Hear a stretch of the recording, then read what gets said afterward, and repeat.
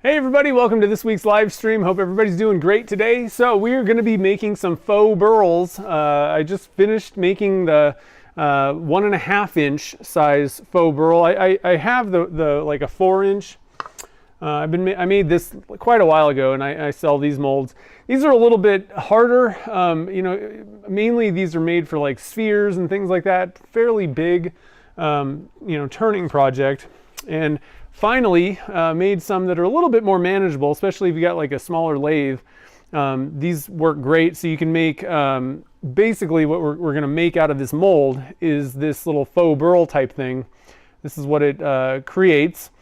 And then what you do is you can either make like a handle size blank or a stopper. And I might have to kind of sand some of these things down a little bit, but let's try one of these guys. That's how they usually fit. So you just pop it in a 1.5-inch PVC pipe, pour some clear or whatever. Technically you could put something else, but it kind of like a colored thing. But you kind of want to see the like the bumps and all that stuff, the surface of your burl. So typically you're going to go with like a clear. In most cases, you might add a little bit of transparent dye to it just to kind of add some color. But the thing is, if you're going to be making faux burls, which you're making it out of resin, typically you're going to go for all the color on the faux burl part, and then it's best typically just to let that look great and just put some clear on top of it. We might add a little bit of micro starlight. That just adds a little bit of twinkle to it. But anyway, that's what we're going to do today. I thought we finally got these things up on the website, and let's make some. And then I think it's important just to kind of show, I can kind of walk through how I pour these things. If anybody, there's nothing to it really, but maybe I can give you guys a couple tips, things that I do. And then also, I think it's kind of important just to kind of show, the recasting part. And there's a couple little tips and things that I can kind of share with that. I mean, again, none of this is rocket science. There's not a lot of tips. There's just like kind of maybe a couple little tricks that you can do, but also things that you want to avoid. So we'll just do something kind of simple today. We'll probably make a couple of burls. As you can see, some of these are like prototypes, so these are the ones that I'm going to be using. But I've kind of dialed in everything on the actual molds that are being sold now. And so they're all going to be pretty much the same exact thing. And I just opened one up. I've been trying to make some. It doesn't look any different than these prototypes, just like wall thicknesses and things like that, height. But so here's what the end result. These are available on my website. I'll drop a link. There's one in the show notes already. Let's see here. So I'll drop a link to where you can get these on my website. Anybody's interested in picking one up and having some fun with it. But it's really fun to do these faux burls, I think. Obviously everybody likes hybrid, wood and resin. The problem is for some people, unless you can find these things like, for sale, somebody, selling them, you generally want to stabilize them. So if you're not set up for stabilizing, that can kind of present a little bit of a problem. There's ways to get around that, but the best thing to do is stabilize the wood that you're going to be using for like a hybrid stopper or something like that. So this gives you the opportunity, if you aren't set up for stabilizing, don't want to mess with buying that stuff. If you're already doing resin casting, you can just make your own burls and move on. One of the other kind of nice things about this is not that it's difficult or anything like that, but when you're dealing with like a stabilized burl and then pouring resin on it, when you're turning it, there's generally a little bit of difference between those two materials. The other thing is like the polishing. Generally, you would probably want to put some sort of a coating on if you really want to make everything all the same sheen for like polishing and all that stuff. So you can either get away with going with, maybe like an axe paste or what's the other one? I just saw a video. Somebody was doing the axe stuff.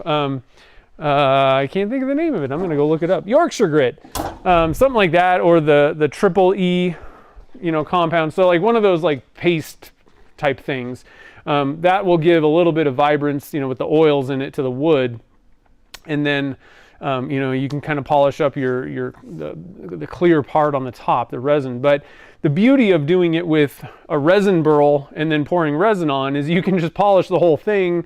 You don't have to worry about finishes or messing around with anything. You just polish it up like you would, you know, a resin blank, basically. So it's kind of a couple advantages. And of course, I think my favorite part, I mean, there's all these little things. There's not that much difference between like a wood burl and a resin burl necessarily. A little bit of difference in turning, but the beauty of it is you can just get creative and make whatever kind of burl thing you want to make. So like I said, first thing we'll do is we'll cast a couple of these guys, maybe come up with some crazy colors. You know, one thing that you can also do is try to mimic wood. I've found that that's really difficult. It's hard with micas because it's hard to get like a tan color a lot of times. It's much easier to get like the browns. So, you know, we can maybe try to do something with that. I think that dyes might be the better way to go, but again, it's difficult to get like a really, at least for me, I haven't really been able to get something that when you look at it, you're like, oh, that could be wood. I don't know. You know, it's a little bit difficult to do that. So that's one thing that I will caution you guys about is if you're really trying to make something that really looks like a burl, that's much more difficult than just having fun with it and throwing colors in, because you can make some really awesome looking, you know, burls. And one other thing that I want to mention, I'm going to go with the overhead view real quick here. Maybe I need to wipe that thing off. But usually you get a better view. So as you can see, it's a little bit dull. You know, these things are a little bit on the more dull side looking right now. I mean, they look cool and all, but they're definitely like dull, right? The thing is, once you put the clear on, it should really pop it up. This is like the mermaid colors. And so I think it's really, you know, there's blurple in here and it's not really doing any shifting or doing anything right now because it's kind of dull. But once you pour the clear on top, it really like makes it like pop out like that pearl and everything. So don't be, you know, don't be concerned if you pour these and you're looking at it like, wow, that looks pretty dull. The minute that the clear goes on top, it's gonna like super pop. And one thing I can kind of show you, maybe, let's see, this might kind of give you an idea of what to, just as a little bit of a teaser kind of thing. One thing you can do is just like wet, good Lord, trying to get a paper towel and it's not working. One thing you can do is just wet it, honestly, if you want to kind of get a preview of what you know this thing might actually look like once you pour the clear on top. You could put like a UV resin or something like that on top, but that's kind of, I wouldn't really recommend. Oh, this isn't really working too well. Yeah, I'm trying to use alcohol and it's just drying so fast that it's not really doing anything. But anyway, you could get it wet. I think that would show you a little bit more. But once we get a little bit of clear on top, it's going to really kind of pop out. So anyway, so let's get rolling here. So Kim, I noticed, was like, what's up with the title? I apologize for that. I set the thing up, titled it, and did everything, and then realized that wasn't the thing that I wanted to do. So I restarted, and I totally forgot to change the title of this live stream. So sorry about that. I fixed it right now though before we started. And then let's see here. I think Mike McEwen was asking about my knee. It's still the same. I mean, it feels okay today. I'm not going to the surgeon. I couldn't get an appointment with the surgeon until May 20th. That was like a month and a half ago that I tried to set it up. So I'm basically just in limbo with the knee. It's not doing well though. It's really weird because the first time that I like kind of blew it out or whatever, it swole up like crazy. I couldn't walk, I couldn't bend it, I couldn't do anything. But that was much easier to get over for some reason. It was, I don't know, like, I mean, it took a while, but it actually healed.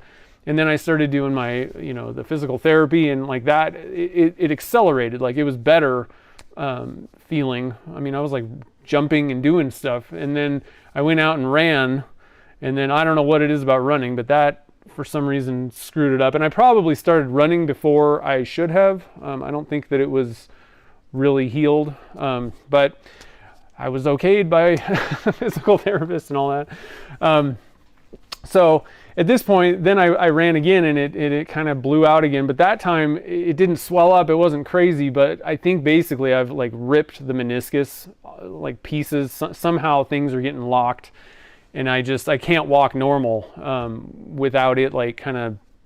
I can't even explain what it's doing. I think what's happening is there's a piece of the meniscus that gets trapped between the bones, and it's unnerving to say the least. But it feels like my knee joint is like popping out when that happens. And so I'm basically still hobbling around, and that's where we're at. I'm thinking that I'm probably going to need to get a little bit of surgery, cut off some stuff that are like hanging off or something like that, and then I should be good. But I don't know. And so just to let everybody know, if you were going to the Portland AAW, I'm not going to do that because I don't even like walking around Costco at this point. I don't really want to be walking around like a convention center. So I'm going to skip that one. But I think what I'm going to do is probably go to the SWAT in August instead. Hopefully everything will be good with my knee by then. But it's just I just don't want to deal with it right now. So anyway, so there's an update on the knee. It still kind of sucks, but whatever. Let's see here. So Paul's asking, can you add wood shavings? You can do whatever you want to do. I mean, you can throw in all kinds of good stuff. Now, throwing in wood shavings and trying to, if you're asking, would it look like wood? I don't think so.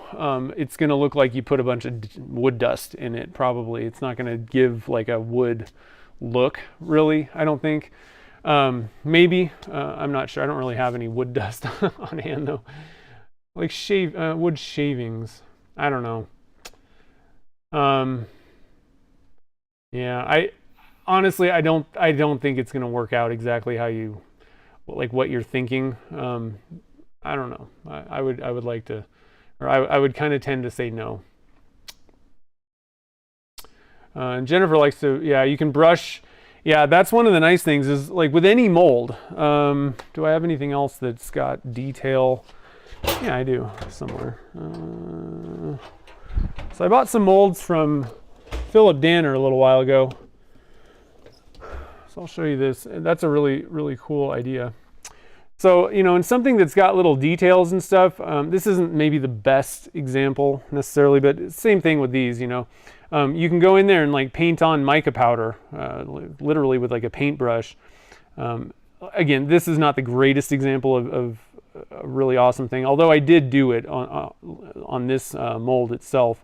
But you can paint on mica on the surface and then pour resin in, and then when you demold it, that's the exterior surface basically that you see is that mica.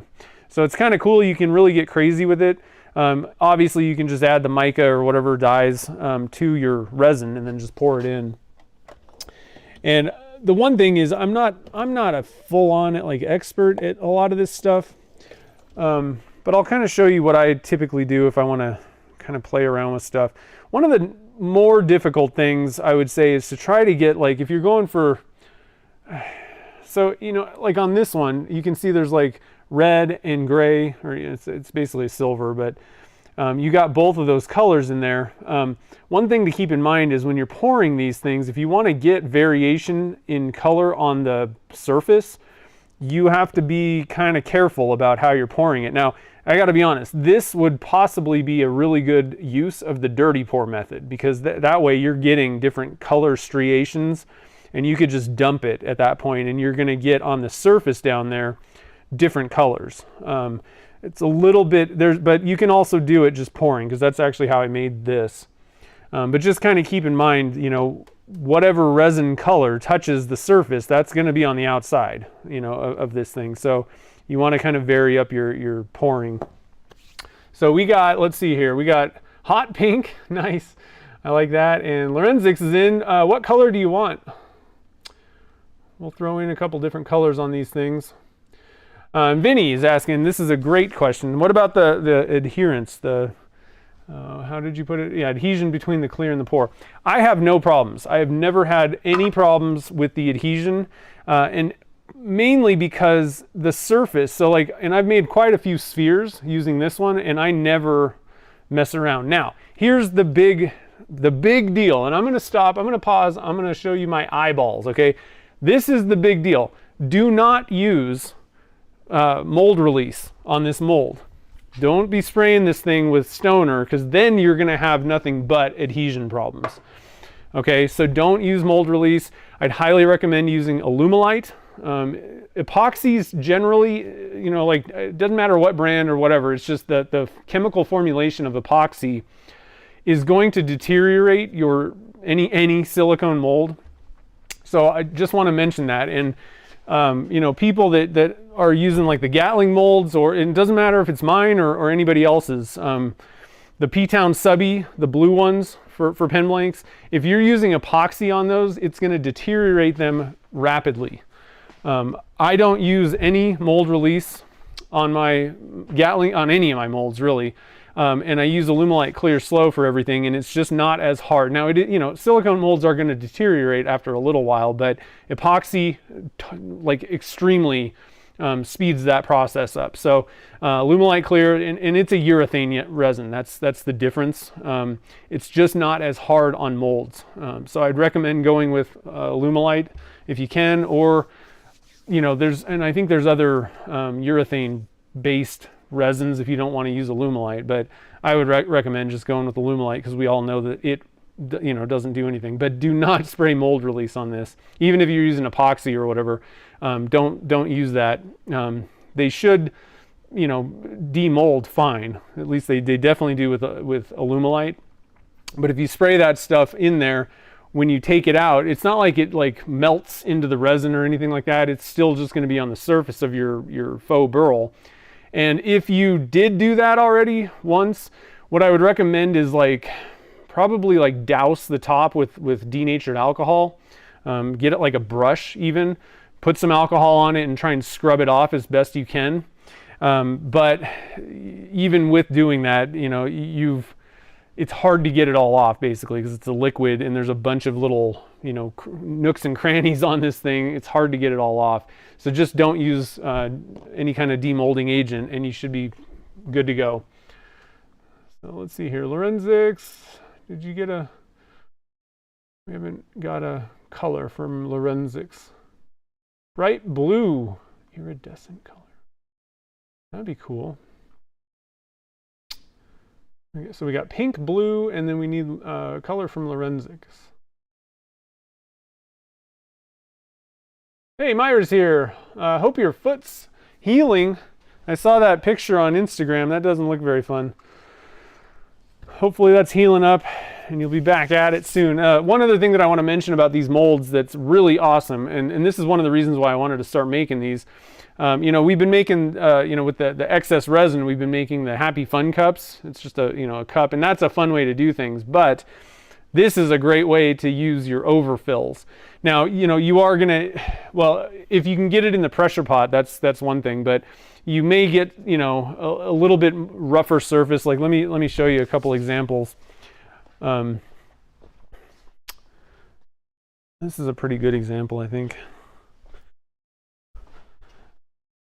And I like to tilt it on its side so you can throw in a few different colors. We actually made these on the live stream, but you can see the surface. Let me go to the overhead camera because this thing doesn't want to pick anything up.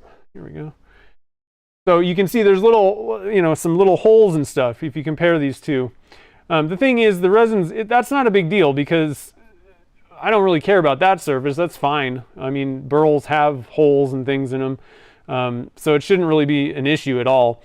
But you may have some little, you know, pinholes and stuff in the resin, you know, on the back of it when you're turning it. So just kind of keep that in mind if you don't pressurize this stuff and you're using Alumilite. But you know, today the focus is we're gonna make some burls and we're gonna pressurize them. And then cooking show style, we can pour. You know, I'll show you how to pour and make some. You know, we'll do a handle blank and we can do a stopper. So anyway. With all that said, let's see here. Where did Lorenzics go? We need a color.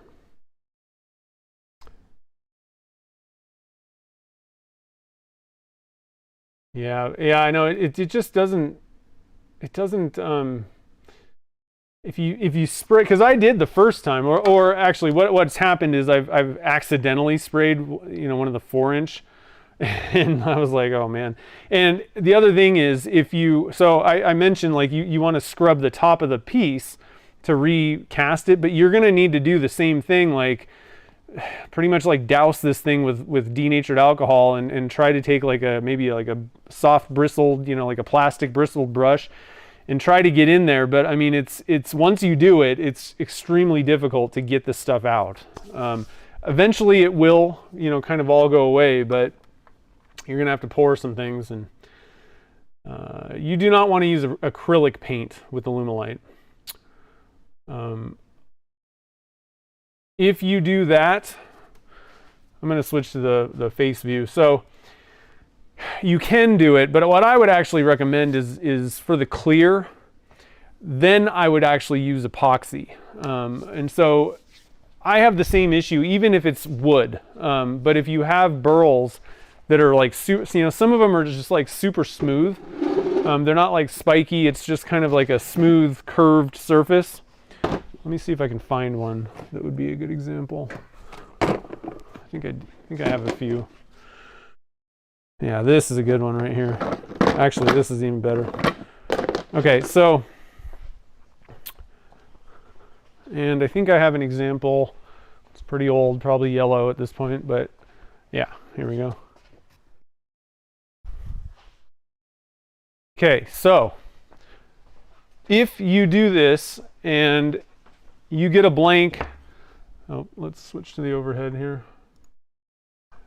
You get a blank and you got a bunch of like, it looks like there's silver stuff or white going on the surface. That is an adhesion issue. All right, and so that can be caused by a couple things. If you had moisture on the thing, on the surface of it, that could cause that. But what I've found is really it's best to, at this point, I just use epoxy. I usually either use, and typically what I use is the Amazing Clearcast Plus, because it's got some pretty good UV blockers in it as well. I don't think I have any on hand. No, I don't have any, but Amazing Clear, not the regular, not Amazing Clearcast, but Amazing Clearcast Plus is what I typically use for the second round when I'm doing burls and things, like real wood. But so like something like this, I mean, this surface is super smooth, right? And I just find that almost always, if I'm using Alumilite clear, you know, clear slow, either one, you get adhesion issues with this stuff. And I mean, you could come in here and try and rough it up with sandpaper or do whatever, but what I do is just, I use epoxy for the clear part. And I never, so far, I've never had any adhesion issues using epoxy for the clear part. And like I said, if you use like something like Amazing Clearcast Plus, you don't have to use that, but something like that that's got more UV inhibitors in it, you're kind of better off anyway, because the Alumilite clear is like low on that. It doesn't have much in the way of UV inhibitors in it anyway.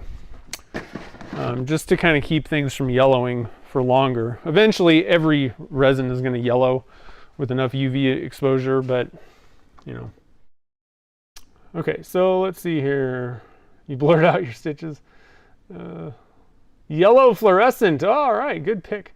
Okay, so sorry. We're gonna go with these two. So I think we've kind of covered most of the things to avoid. So let's see here. Let's go with, I'm trying to think. Now, one other thing that you can do, I'm trying to think here. That's not really useful. Yellow fluorescent, right? Yellow fluorescent. And we got pink. We got a pretty good pink here. Let's go with some of this fuchsia pink. That's a pretty good one. A little bit of mica. It's a P-Town subby color, pretty good one.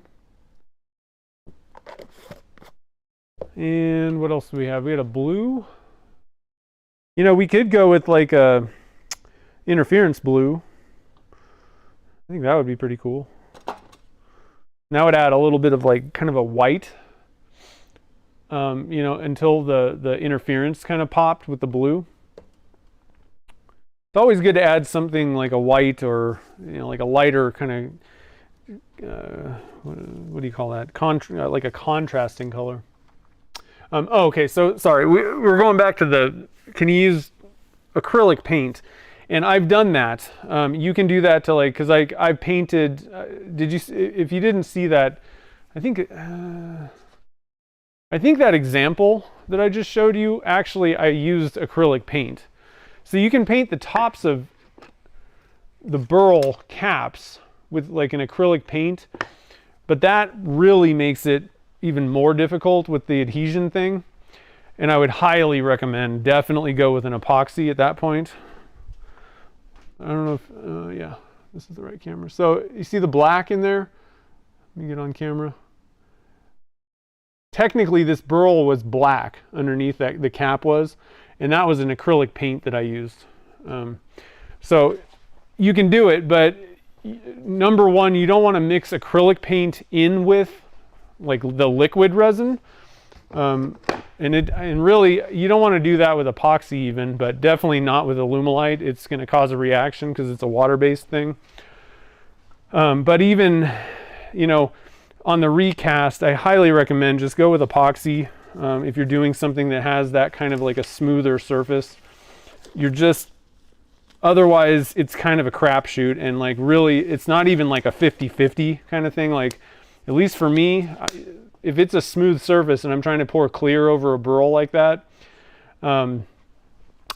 typically it's like 75% of the time it's going to be a bad adhesion. But again, going back to these, I've never gotten a bad adhesion recasting a burl, you know, faux burl, because the surface is kind of rough, and I kind of choose burls to use as the model that don't have a smooth, you know, surface.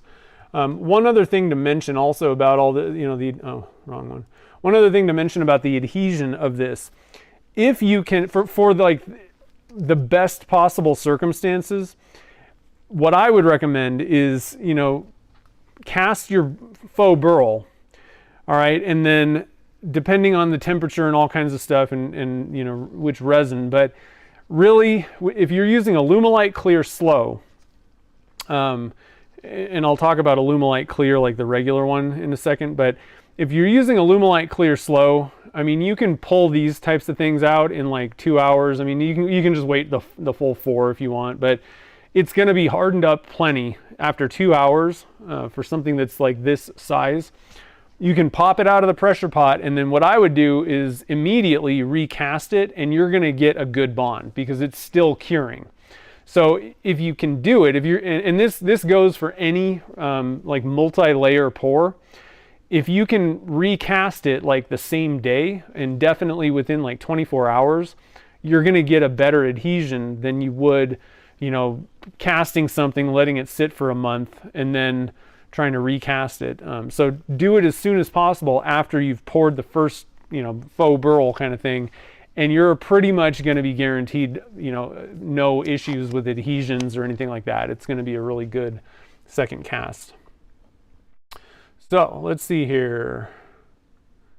I think that was it about all the questions. So let's do some casting here. Let's get on this thing. So we got, let me just make sure I'm not missing any. Oh, it's okay, there we go. Pink, blue, and hyper yellow. I like that. So let's do that, and then let's try to do again, I suck at this. I gotta be honest. Let's try to make something that kind of looks like a faux burl in the second one. So we'll do this on the first one. It's going to be really tough to do 2 of these things. Let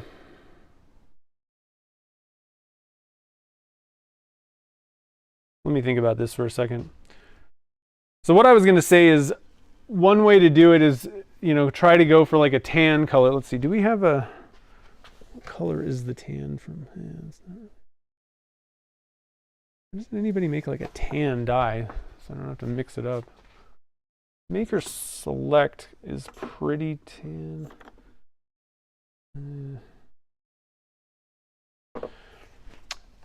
So one thing that I'll say is if you are going to try to mimic burl, get a real burl to like look at, you know.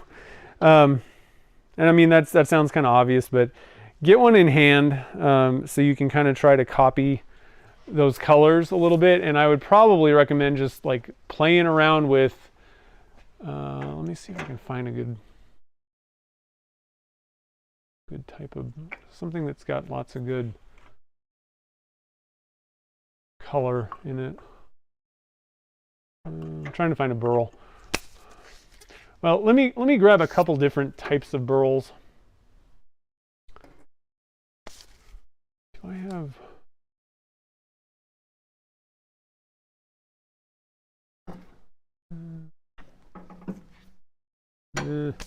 Sorry guys, trying to find some good examples here.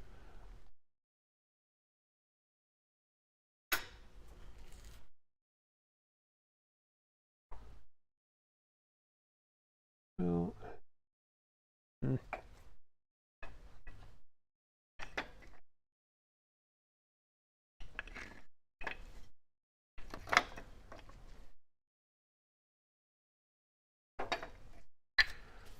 another thing to think about is like spalting is kind of cool. You can add some like kind of, you know, darker brown, but you know, for the most part, what are we looking at? We're looking at stuff that's like you're kind of like reddish tones, but like everything's going to be in like the tan/brown category, obviously.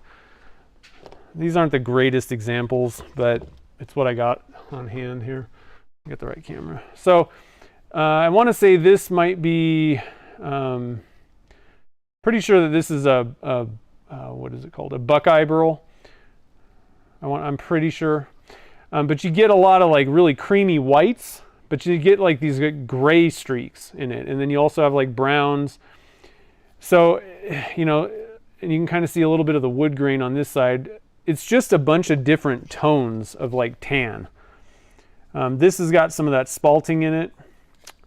I want to say this is box elder. But again, like it's almost like a milky white, but with browns. There's even some like, you know, kind of reddish, pinkish kind of tones. And then you get to, this is like an Aussie burl.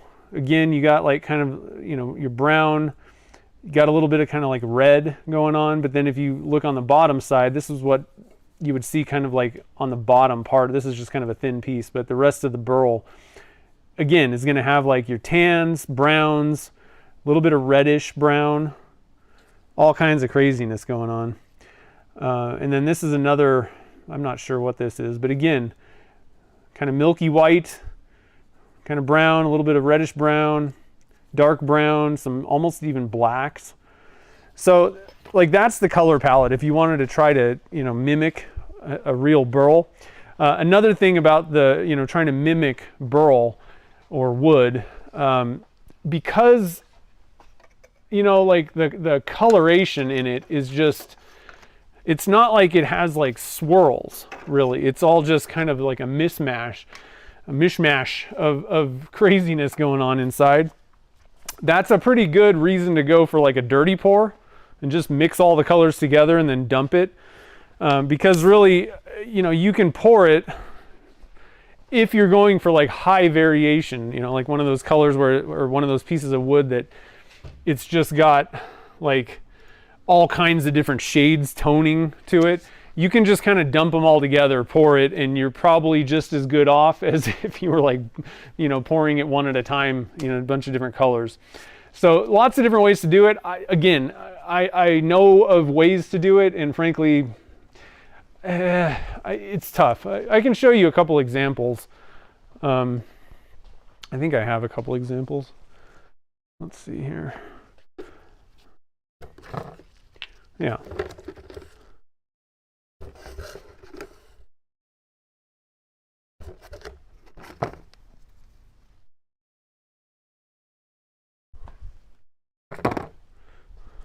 So I've been kind of playing with these things for a little while now. I think my favorites, so here's one, you know, I was kind of going, oh, wrong camera. Kind of going for like some brown, you know, like you're like lighter. And it's cool, but is it like wood? I don't know. You know, like too much gold probably in this one. It's like too orange. And that's the tough thing about all these different colors. You know, really trying to tone it down. I mean, it looks more like a butterscotch to me than like wood. And that's why it's like, it's tough to say, oh yeah, you know, we'll just mimic burl with like, and these are all micas. Now, the one that I would say looks the best, and I don't exactly know what colors and all that stuff I use. This, I would say is pretty close. And I've done a couple with this, you know, whatever these colors, I don't have them in front of me. But you can look down and through a little bit. Focus. Where's the camera? There it is.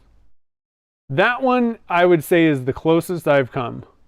And really the thing is, it looks more like a myrtle type wood, or yeah, like a myrtle. I think on is what I'm going for, like thinking of. And then the other one that I really like is trying to mimic like almost like a redwood or a walnut, like the darker colors. I think that's probably your like best bet. I mean, look at that. That looks pretty burlish to me. But you're not getting like your typical maples and stuff. This is more like a rosewood, redwood, burl, that kind of thing. And so those are probably the best that I've gotten personally. I just find it really kind of hard to mimic maple, you know, just maple, because it's so easy to add. Like the variations of the tans that you need are very difficult to get in a mica powder. So just because of the nature of them, most of them are going to end up being more yellow or gold, or like, you know, orange. So we can give it a shot. Let's try it with some dyes. Another thing is to get tan, it's mostly white. So don't start adding brown and then trying to dumb it down, or not dumb it down, lighten it with white. Start with a bunch of white, like half, you know, like a lot of white, and then add like a drop of brown, and that's going to get you into those tan colors. All right, so we'll give it a shot and see what we got.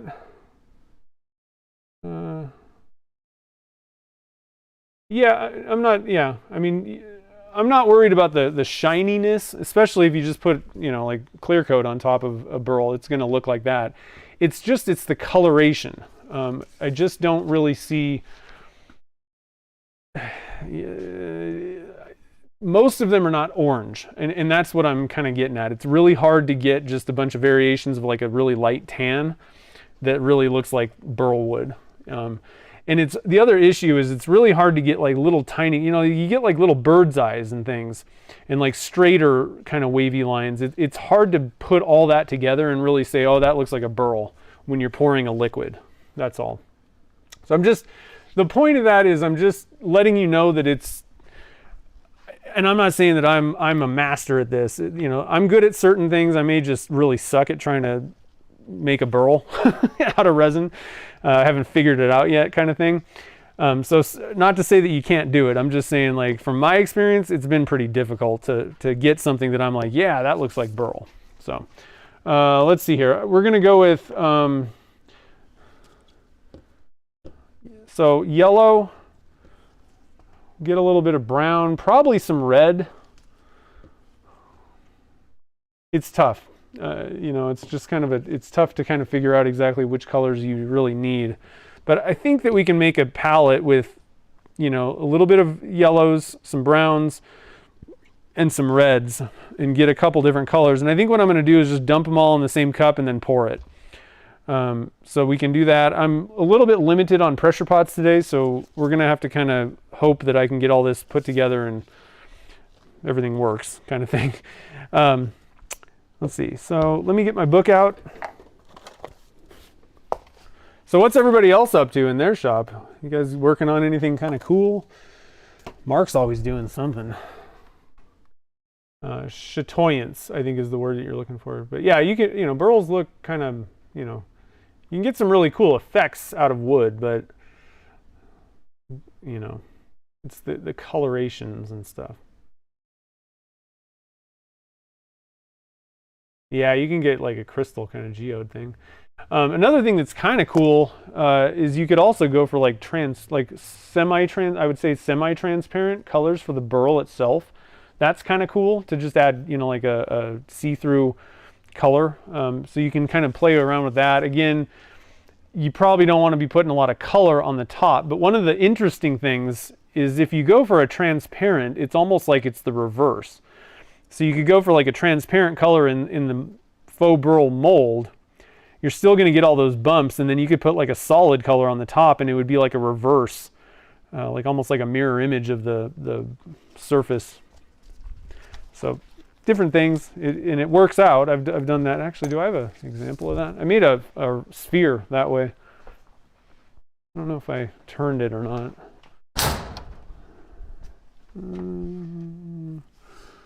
No. I don't think I turned it.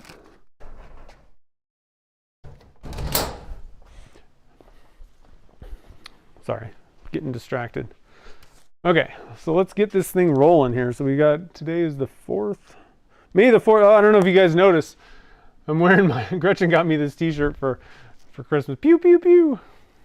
In honor of the 4th. May the 4th be with you. We're having fun with it. Let's see here. So faux burls. All right, so number 1, we're doing 2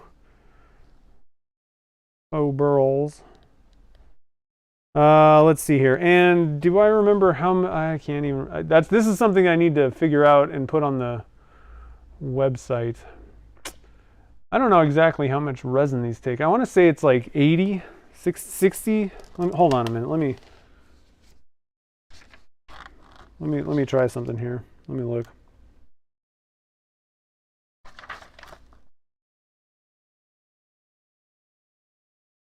I think I did 80. It might be too much though.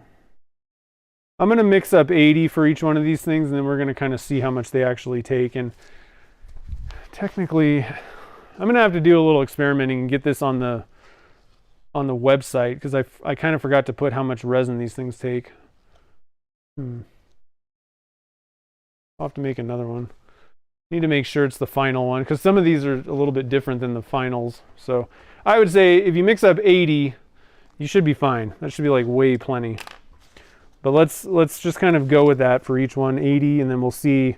We can get a pretty rough estimate after that. It should be plenty though.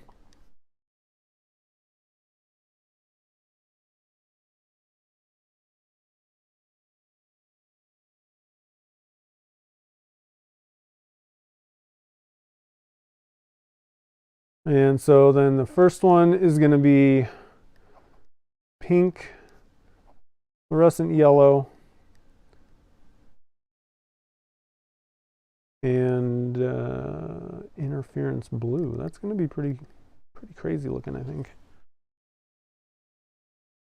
Another thing you can do is you can add a little bit of transparent in with some other solid colors and get some interesting depth and you know, just like pen blanks.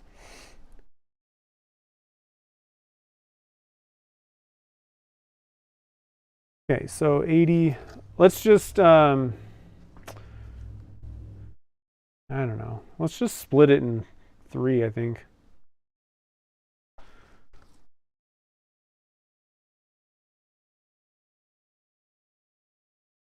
It's going to be 27 grams of each. It's going to take a while to have that warm up. I'm going to probably put it on my oven, or you know, the toaster oven next to me. That'll help kind of get the temperature warmer faster. We got fuchsia, we've got interference blue, and we've got, what's the other one? Fluorescent yellow dye. Okay, we're gonna want to wait till probably like 100 degrees, maybe 105 even.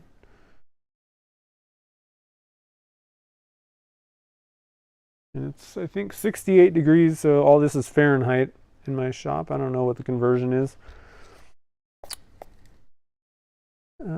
let's see. So for each one, so we got about 27 grams of resin for each one of these colors. I think all we need is like an 1/8 teaspoon probably of the powders. And then for the fluorescent yellow dye, I'm just gonna, I don't know. Let's see, how much? 27.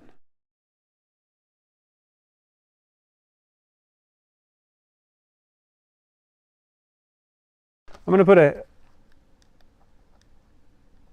half of, 0.5 grams of the yellow fluorescent. Hopefully this isn't. The thing that I don't like about the Alumilites fluorescent dyes is they tend to dry out really quick. So if you're going to use fluorescents, I would highly recommend try to use them right away. Don't buy them thinking I'm going to use that someday. Try to buy them when you need them. That way they don't, you don't get to it and you're like, oh, that's dried out. It's kind of hard, and I definitely don't recommend buying like the bigger bottles of it. Buy it 1 ounce at a time. And then number 2, we're going to go for, let's see here. We're going to go for like a faux burl, like a wood grain type. So I'm just going to kind of have to play around with stuff.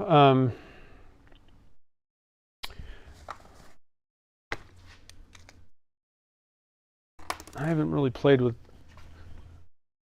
those types of dyes for a while. So let's do that first before we even start mixing up any resin. I'm going to zoom in just a little bit. Wrong way. All right, so again, I'm going to start with a bunch of white. This is just Alumilite white dye. I buy the big ones and then just put it in these 1 ounce bottles. Okay.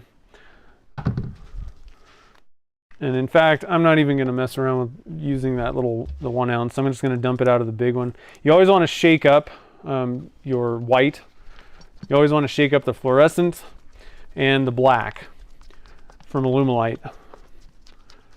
Pretty much, I think all the other ones are just like dyes, and the actual color particles should stay in solution good. But these are thicker, heavier particles of color, and they tend to just end up on the bottom of the whatever bottle it is. So always shake those up, and always shake up the divine pigments as well, like all of them, because they're what are they called? Pigment based, which is a heavier, bigger particle. So what I'm going to do is we're just going to dump a bunch.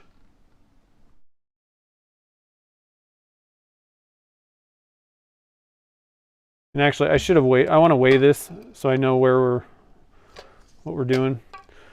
So we're looking at I'm going to put 20 grams in.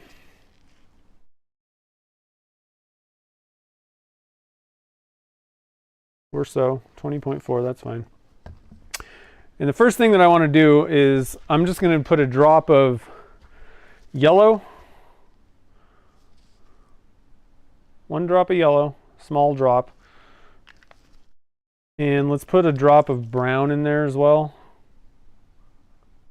It's a bubble. It's not really a drop. There we go.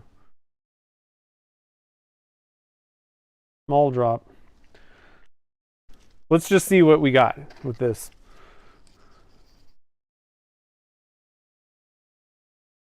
Wish I could just leave it like that. That's pretty cool looking. You always want to mix your dyes in quite well. That's not too bad if we were going for like that kind of creamy color. But I think we want to go a little bit darker. But so what we're going to need to do is put a bunch of different colors together. But that's not too bad. It's a little bit more on like the tan side, I would say. And always, make sure that you've mixed it up. There are some little words and things in the bottom and a rim around the edge, so you can kind of get some of your colors trapped in those little things, and they emerge on you if you don't stir it in all the way. That's not bad. Like I said, that's really like the creamy. So I'm going to go get a piece of wood and we're going to kind of compare these colors. The beauty of using a clear based resin is you can kind of it's not going to make any difference. I can play around with the dyes alone before I've even started mixing resin, and it's not going to change anything really, once I pour it in there, which is great. I like that. All right, so I'm just going to bring these two little pieces over. They've got pretty much all the color variations you can think of. It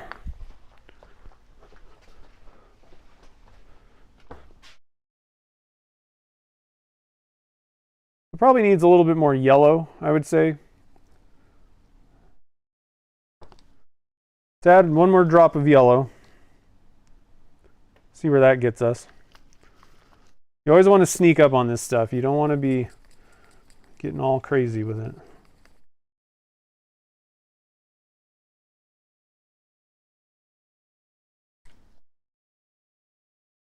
That's getting close. I don't know. Let's try one more brown. Oh, that was just a bubble.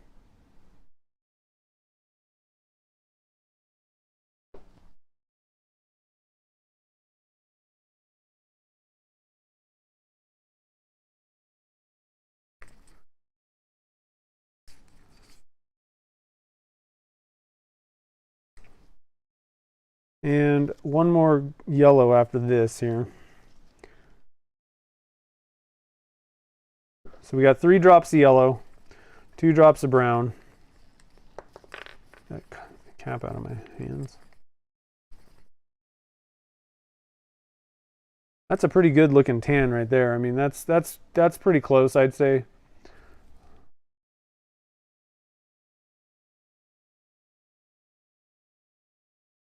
I don't know. It's, you know, pretty close.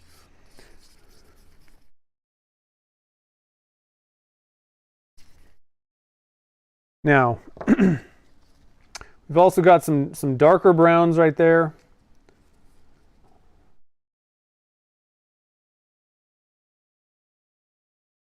Lots of different like kind of variations of browns. And then in this piece, we've got even darker browns. So at this point, I think this is a good base for like the creamy white. And then what I'm going to do here, so we put 20 grams of white. This isn't going to be the best approximation, but I don't need to mix up 20 more grams of white, you know. So what I'm going to do is we're going to put 5 grams of this mix in another tub.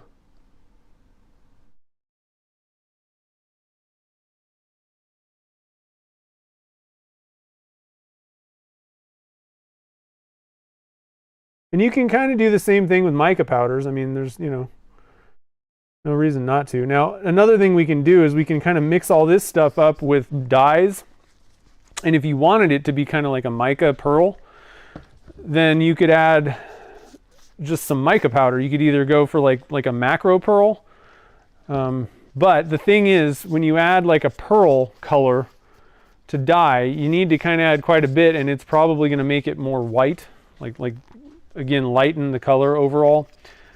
So you might need to kind of enhance it if you want to add pearl to the mix. Okay, so we got 5 grams in that bucket. Zero that out again. Put 5 grams in this bucket.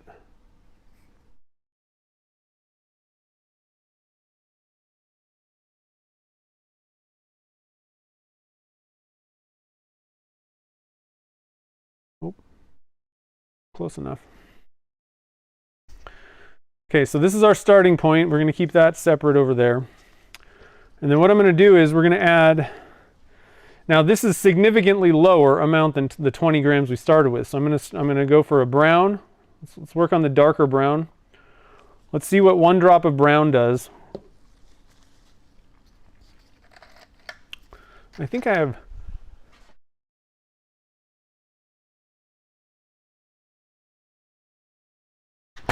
got some small mixing sticks that I cut up nice. Probably get lost in this little bucket, but that's cool.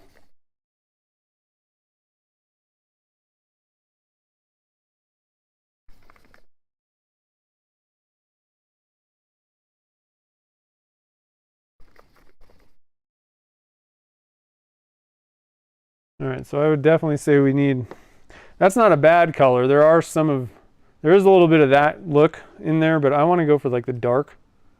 So we'll add another drop.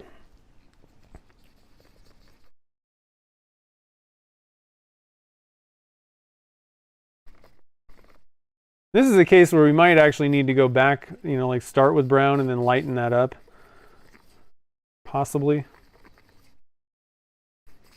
We'll have to just kind of see. Now that looks like a Yahoo or Yoo-hoo. So 3 more.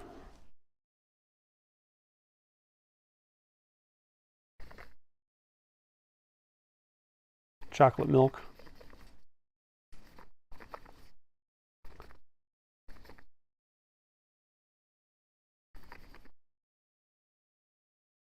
Yeah, that's really just kind of looking like chocolate milk, so we're gonna have to go a little heavier on the brown.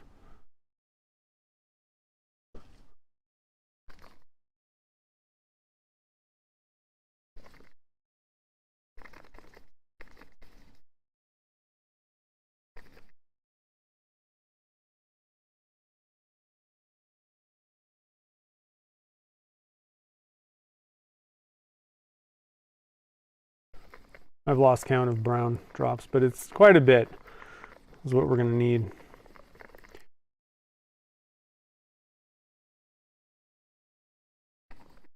Okay, I don't like that at all. Let's try adding a little bit of yellow to this mix. 1, 2. Just kind of see what that does, because this tone of brown is just not looking good. And that's just not really awesome either. That looks a little bit more just like mud. But I think what you could do is you could just make a bunch of different tones and dump them all together. And I think you'd, but that definitely brought it more like kind of like a, I don't know, that brought it closer to the spectrum.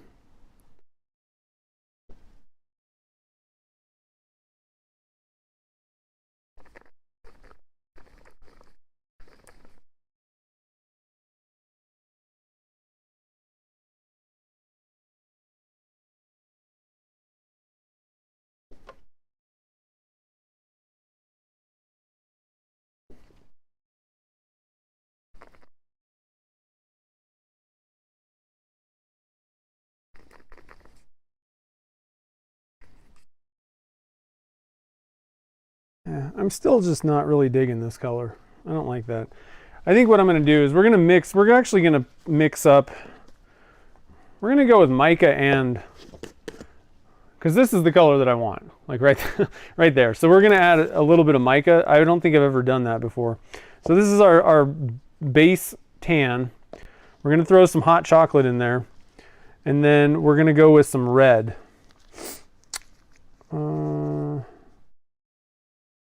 Kind of curious what red looks like, so let's just try it out. We can always make more if we need to.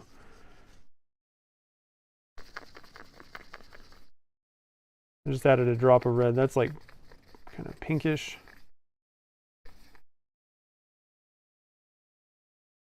And this is mixed into that original color where we had just a little bit of yellow, mostly white, a little bit of brown.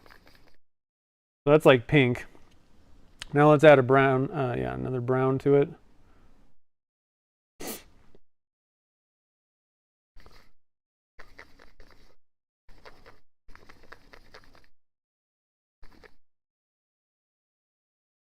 We kind of played around with these kind of colors in that alien blank. It kind of had like that desert landscape. Kind of had a little bit of red, and I'm going to add a little bit of yellow to this.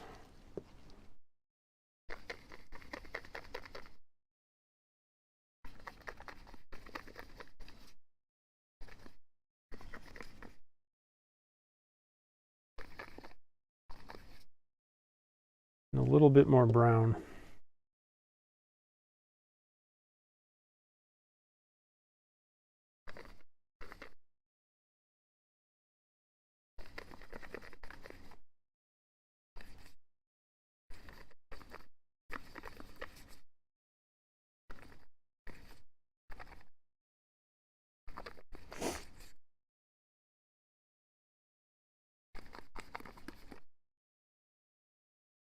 We're getting kind of like that clay color.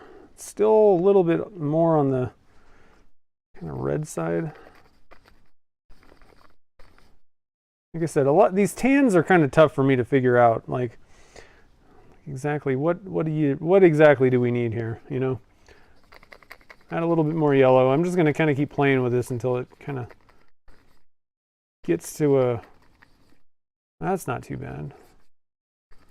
I'm going to add one more yellow because that's starting to kind of get to where I want it to be.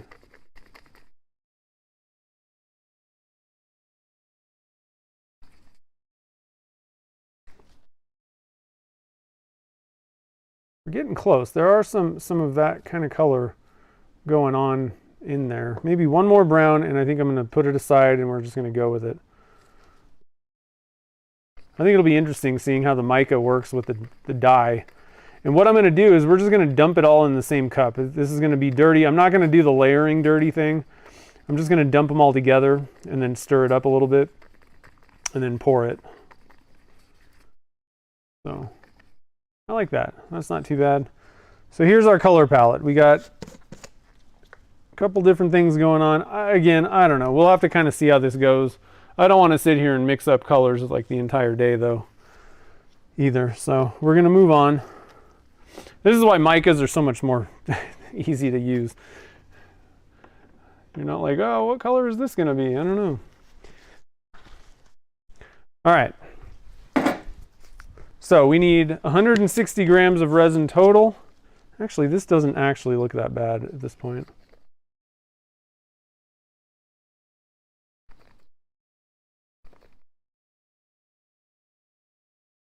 I don't know. We kind of need another light color though.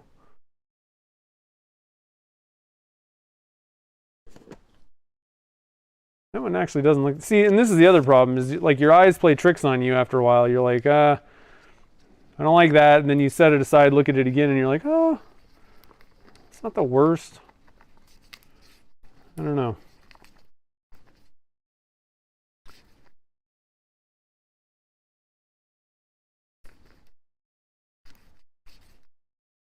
Oh, did I break through the cup? I ripped my cup. Got a little aggressive there, I guess.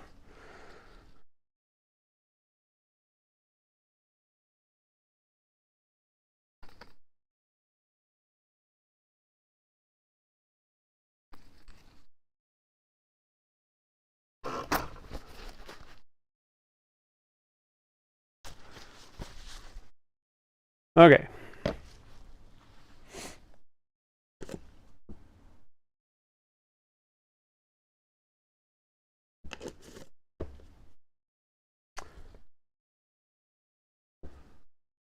I don't know. Part of me wants to just change this to a little bit more like of a yellow and lighter again.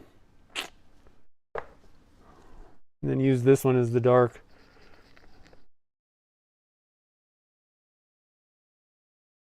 Yeah, I don't really like that. I think I like this one better.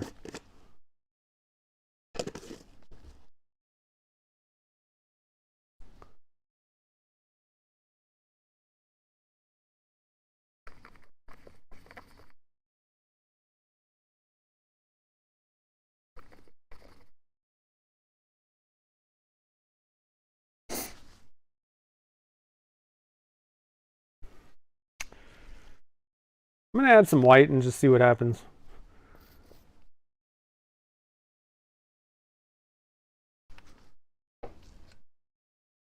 I couldn't recreate this at this point if I wanted to. Yeah, the white, I'd have to add a lot of white to this. Let's try to add a little bit, a lot more yellow. We can make it more of that kind of like golden tan. I think I'd be a little bit happier.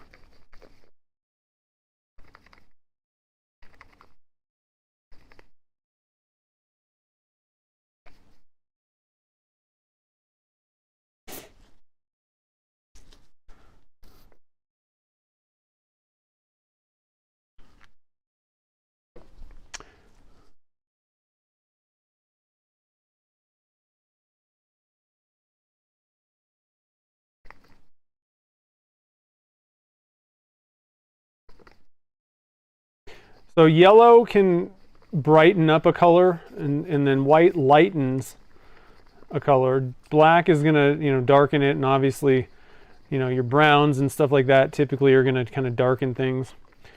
Orange usually brightens things up a little bit. So there's all kinds of different ways to kind of adjust and play with, you know, the colors that you're getting. I want to go a lot lighter, so we're just going to dump quite a bit of white in.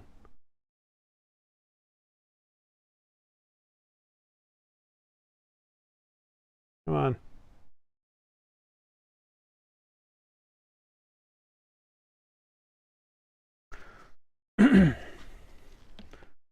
Is anybody still alive? Yeah, pearl would lighten it, but I don't really want to go for pearl particularly. I just want to lighten it up a little bit, and I want to use the dark chocolate. I want that to be a little bit kind of blingy, but I just want one color to be like that, just so we can kind of see how that affects things. If I use TPU Flex, I don't know. TP, is that like TPU? No, I haven't, but I did buy, so one thing I will mention is I did buy a Bamboo Lab X1C, and I gotta be honest guys, that thing is awesome. That's exactly the type of, so if you're looking for a filament printer, so far I've only been using it for a couple days, but I mean, frankly, I plugged it in and started printing, and it's been flawless so far. So I can definitely recommend. That's a pretty good one, especially if you're, God, I got dye all over my hands. Yellow. I can't stand it when I have dye everywhere. Now I'm getting it on the white and all over the place. So I'm gonna wipe this stuff off.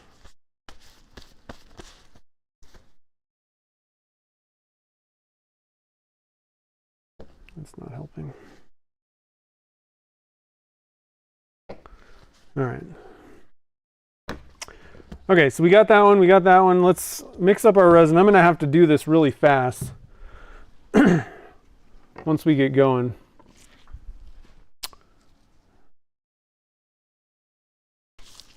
Uh, 160, 80 times 2. I'm gonna get a paper cup. I got a 10-ounce paper cup that I'm gonna mix it in. And then we're gonna dump all these colors off into, let's see, I'm gonna have to mix up more.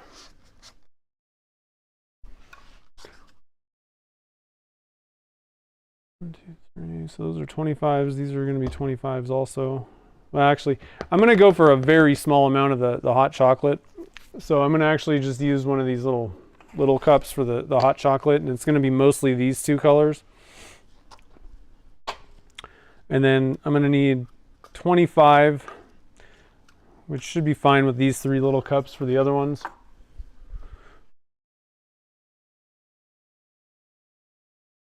Okay. I'm going to get new gloves because I'm going to have dye on every single thing in my shop if I don't. Okay, Steve Hogg's here. You can frame the white resin. I'm not sure what you mean by that. Frame it. Yeah.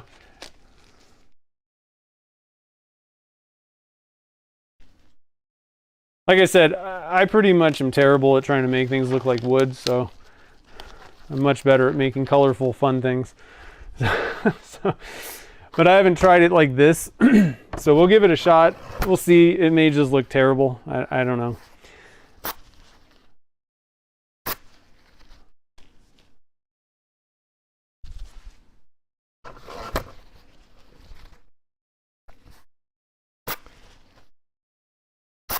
Okay, so I'm gonna mix, frankly, I'm gonna mix up 200 grams because I'm gonna kind of need extra. There's so many cups here that I'm gonna have to use for all this stuff that we're gonna, oh, actually I need more cups, in fact. That I'm gonna need extra because you're gonna end up leaving some in the cup. So this isn't gonna be a very good way to measure how much the burls actually hold, unfortunately. So I need 3 colors for each one of those, 2. Okay. I don't really recommend trying to do like 2 totally different things with 3 different colors on each one. It's generally going to probably just not work out so well. for most people. So I just want to let you know, this is going to be kind of a pain for me to do. And I'm pretty, you know, like whatever. If you're a beginner, I don't, you know, stick to one set of colors. And I think you'll find life is a lot easier that way. It's hard enough to try and kind of keep, you know, 3 colors and keep all that stuff in your head separated and know what to do. But there's also different timings of things that might have to happen. So luckily, going for the wood burl thing, like I don't really care if colors kind of bleed together because we want a bunch of color variation. So that's going to make things a little bit easier. But it is hard to juggle a bunch of different stuff. So before well, it doesn't really matter at this point. I'm going to mix it up. What I should have done was got all of my powders in the cups first. That would have been smart. But we'll be okay. I'm not that worried about it. Oh, I'm spilling it all over the place. Jeez. Good Lord. I'm a mess. I'm a mess today, guys. Everything's just falling apart. I don't know what's going to happen here.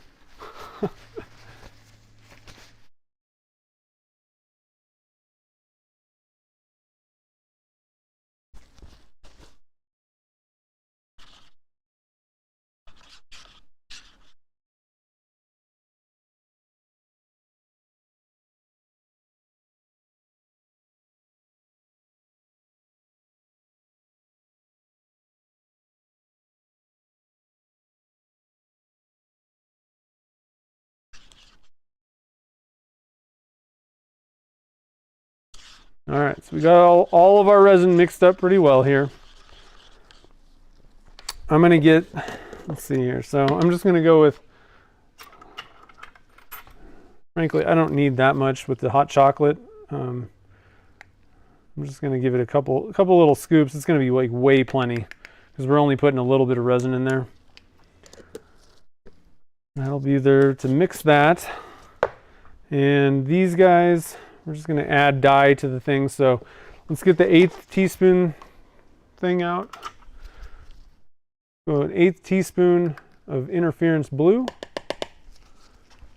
I'm just going to blow this off to save time. I don't really recommend doing that, but because you're going to get, oh, come on, mica powder in the air. And you don't really want to be breathing these mica powders. I'm going to blow it away from me. And it should be okay.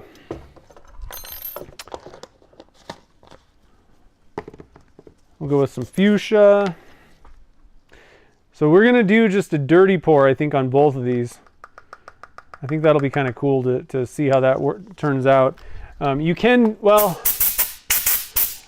actually, we'll do it 2 different ways. We'll do like the individual pours for these colors. That way you can just kind of see what I'm going to do to try and keep the variations on the surface of the burl there. Not a bad idea, I figure.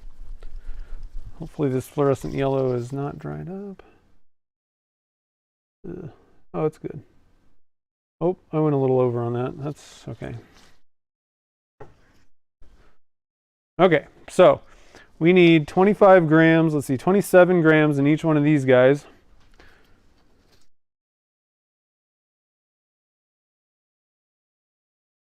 I'm going to put 30 because we went over. Whatever, 29.56, that's fine.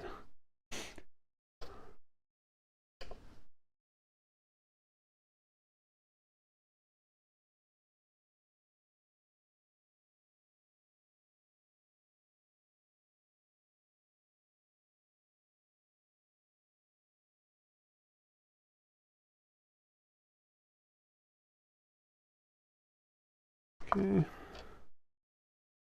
And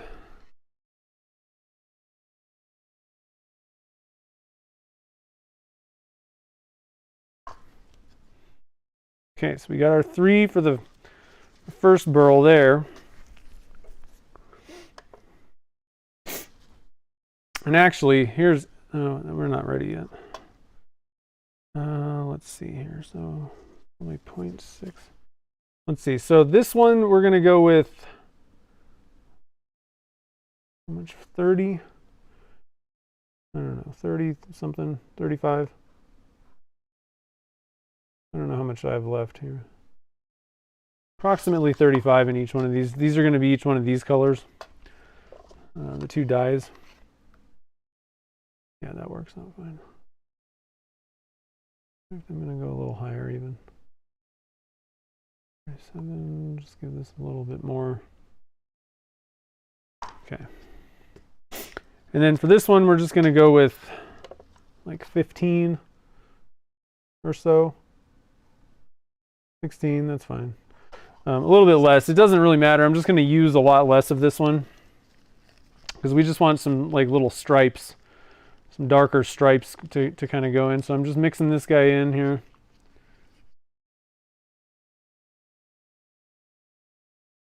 And keep in mind, these are burls, so this is a little bit different than a pen blank where you're going to turn it way down. Like, you know, by the time you're done tubing it, if you put a tube in and then you turn it down, like there's like no cross section of resin left. It's very thin. In a stopper or a handle, you know, you're talking a minimum of like an inch, most likely. And so whatever it looks like in the cup, that's kind of, you know, for like transparency, that's what you're going to be getting in the handle. You don't really need to worry too much about the transparency issues when you're dealing with thicker blanks like that. Pen blanks, that's where you really need to watch out, especially if you're going to be doing you know, kits where there's a tube. A little bit less if you're doing something like a diamond painting pen, because that's going to be still thick in the middle. Like you're going to get like probably about, you know, half an inch at the least, probably thicker, you know, but if you do like the bumps, you're coming in maybe like half an inch at the thinnest part. That's still quite a bit. So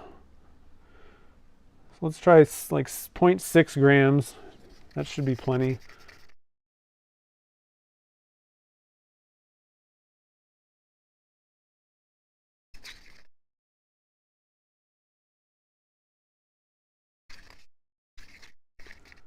That's looking pretty decent. And then 0.6 in here. Zero that out. There we go.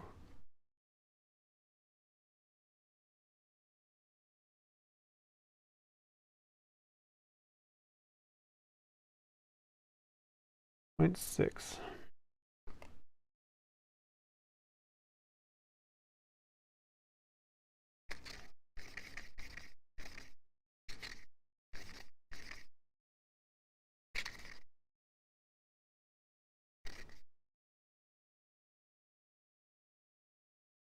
All right, now I'm going to put all these guys on my oven, my toaster oven over here, just to kind of help it kind of warm up, because we're going to have to sit here and wait until these things hit like 100. I'll probably dump the let's see, will that all fit? Yeah, probably 50, 80. I'm probably going to dump the dyes together, these guys first, and then we'll do this one at like 95 or so with the colors. I mean, I know they're all colors, but like the crazy colors. David, I got to be honest, I don't exactly know how many grams these things hold. We're going to find out, kind of. This one's approximately, the other issue is these ones that I'm using right here were kind of prototypes, so they may be a little bit less than or more or whatever than the finals. Now it's technically the same, you know, I used the same master for all of these things, including the ones that are for sale on the website, so it's going to be a very slight deviation, but the difference is how tall, you know, the mold actually goes. There may be a little bit of difference, but what I'm going to do here is I zeroed this out for this mold.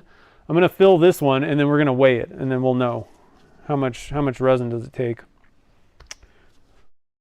And I'll add that to the website, but for you guys, you'll know. I just kind of forgot to, totally forgot to do that. I don't know why.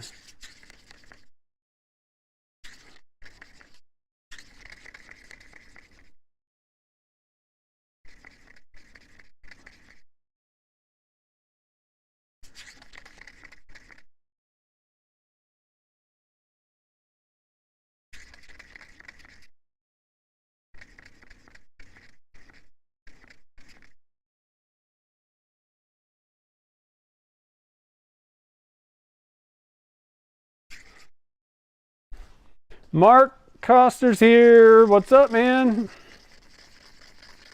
We're just playing around. I don't know. Making some faux burls. I'm sitting here mixing up dyes and stuff.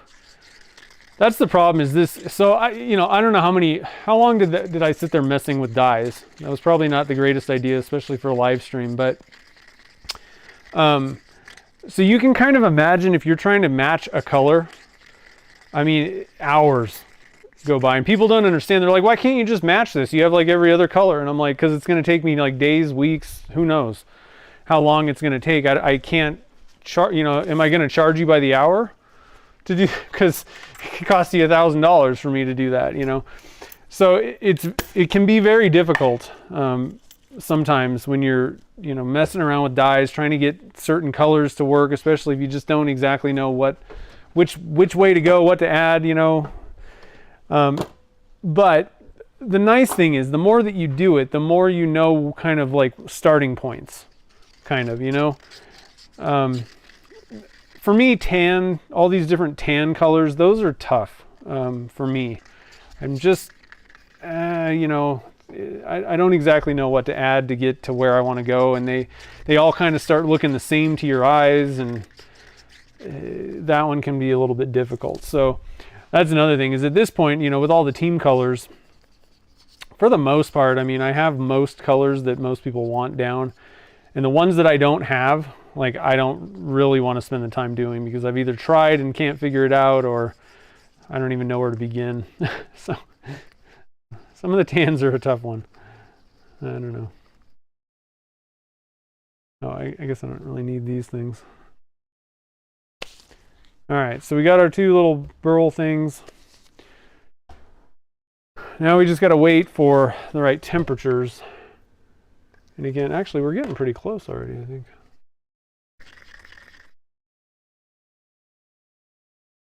We're at 92 on that one. Okay, so I'm going to get these things off the oven because I think I sat there messing around with colors and stuff for long enough. They're heating up faster than I thought. Let's check the temps. 96. Okay, we're past the point. So I'm just going to dump these together. And I'm not doing that staggered pour thing. What I probably should have done. The one issue is it would be a lot better if I had staggered a little bit with the mica.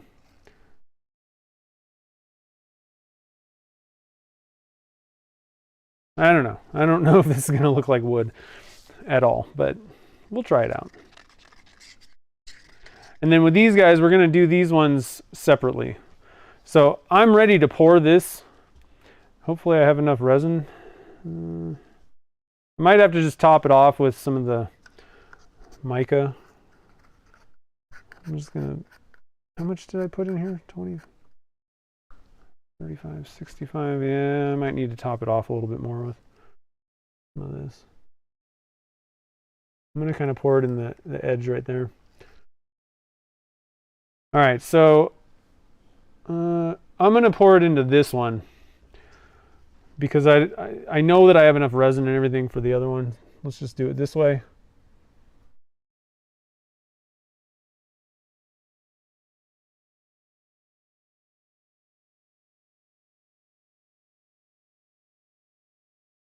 I had plenty of resin.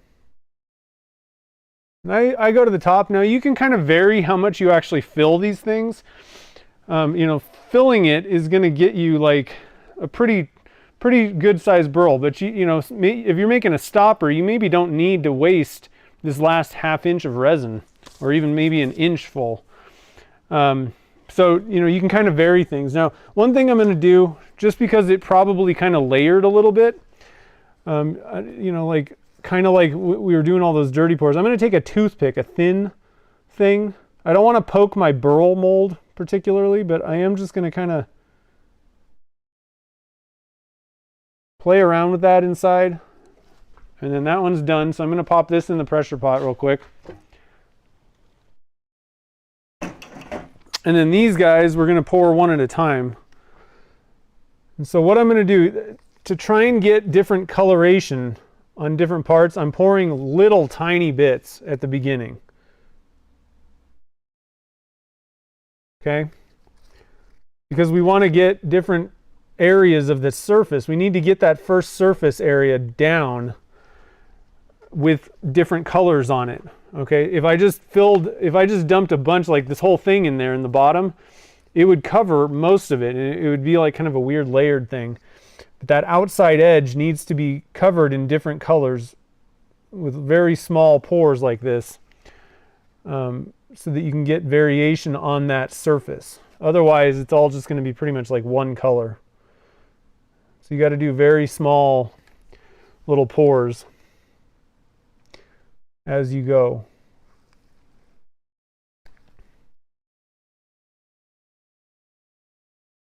And I'm really digging the way this is working out. I've never really thought about it, but I'm kind of pouring them all the same, and it's kind of spinning it around a little bit in an interesting way.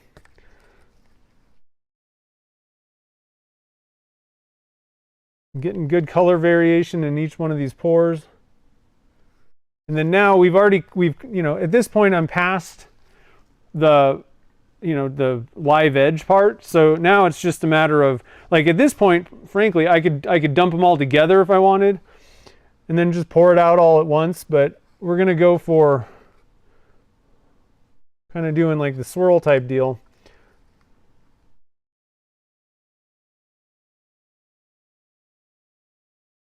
They're getting pretty thick. So I'm going to move with haste here a little bit.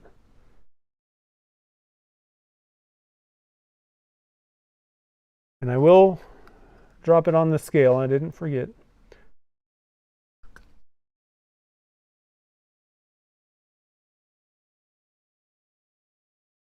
Okay, and I am going to stir this up just a little bit again. This time I'm going to use one of these bigger sticks. But I'm not really going to go too far down in. I'm just going to kind of swirl it up like that, see what we get. I think I'll top it off with a little bit more. Probably going to go down just a little bit as some of the air bubbles, get taken out of the mold base or the resin. Okay, so 65 grams. Looks like 65 will fill up your mold. And we're getting it in the pressure pot here.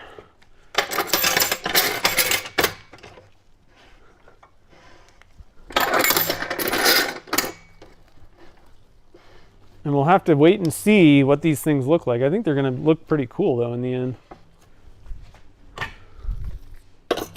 Okay, I'm going to toss all these dies because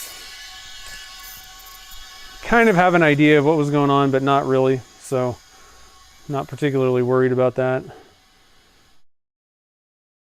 I think I am going to save. I used a lot of stir sticks, so I'm going to save these stir sticks here. Not the toothpick.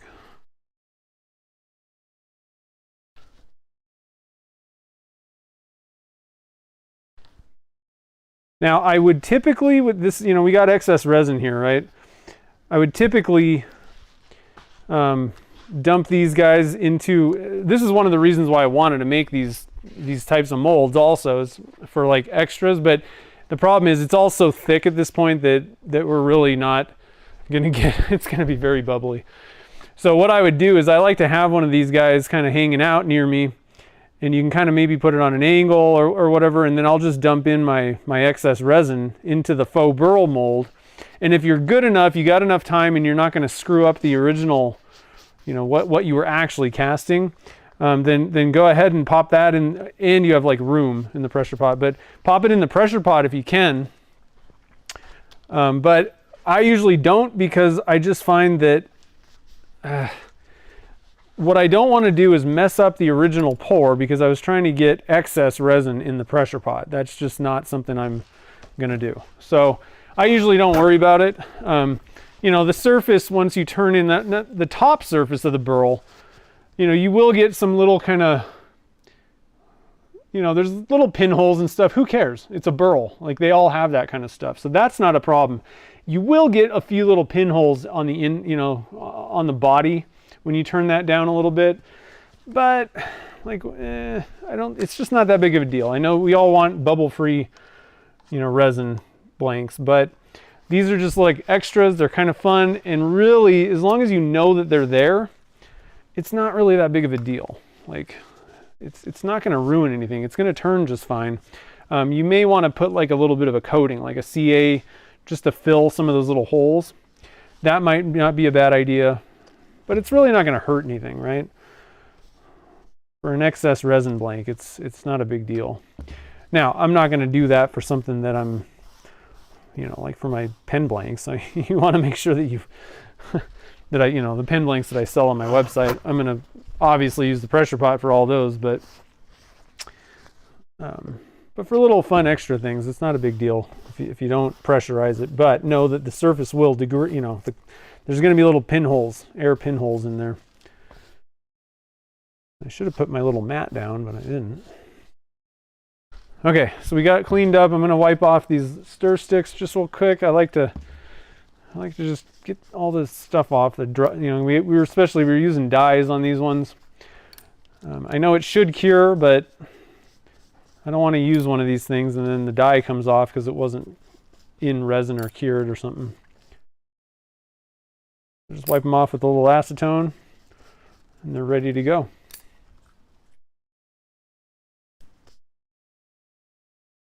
Okay, so now we've cast some burls. So this next round, what we're going to do is we're going to simulate. Okay, you know, you cast the burl. Now what do you do with it?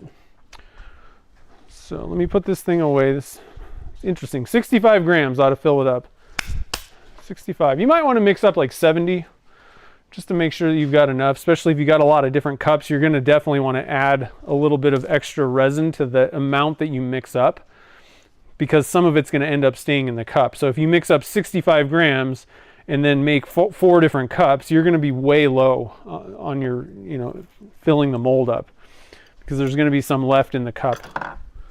So just keep that in mind when you're doing this stuff, when you're estimating. The mold holds 65, but you may have to make a little bit more to start out. Okay, so let's see here. Yeah, I'm curious to see. So one thing I want to mention, just dumping that in, and I don't know. We'll have to see once the thing's done. I think what would have been a much smarter way to do the wood burl, and I just started getting a little bit frustrated and annoyed with the colors and all that stuff. So, but what I think would be better is if you look at, well, this, I don't know. If you look at most of the burl that you get, it's like, usually there's a lot more of the lighter color, and I think it would have been smarter to go with like 2 slight variations of the light color, and then make that like 90% of the blank, probably 80 to 90%, like most of it, for the, you know, the vast majority of it, and then add in a little bit of the dark, and then like if you wanted something in the middle, just a little bit, mix it all together. And I think that would have been a lot more burl-like, maybe. I don't know. I think it needed to be a little bit lighter. Now, there's nothing to see. You know, there's lots of darker wood out there. I'm just not sure. We'll have to kind of see how this goes. That 50-50 split with the kind of medium and light is probably going to, the darker colors are probably going to overtake that, is what I was thinking when I poured it. So probably better to go with, if you're going for like a maple burl or a lighter color type of blank, you're probably going to want to adjust the lighter shades a lot more up. Okay, so I didn't even write this stuff. So let's see here. I don't know. I'm just gonna I'm gonna write C video for the burl thing because I didn't write any notes. Okay, so now let's assume that, and I thought these two were pretty cool. This one's like kind of a scarlet and gray. I went to UNLV, so I was like, I'll make some UNLV colors. And then this is like the mermaid colors, the mermaid blanks. So we got two burls that are ready to be recast. And keep in mind, you know, I cast these, I don't know, probably 2 weeks ago. So these are not the most ideal circumstance, but again, I'm really not worried about adhesion issues. I've never really had any with any of the faux burls that I've made. All of those, remember I, let's see, yeah. I showed you guys some samples, right? I'm gonna bring my samples back, guys. And I made a couple different ones. I'm gonna just try to find the clearest ones that you can actually see.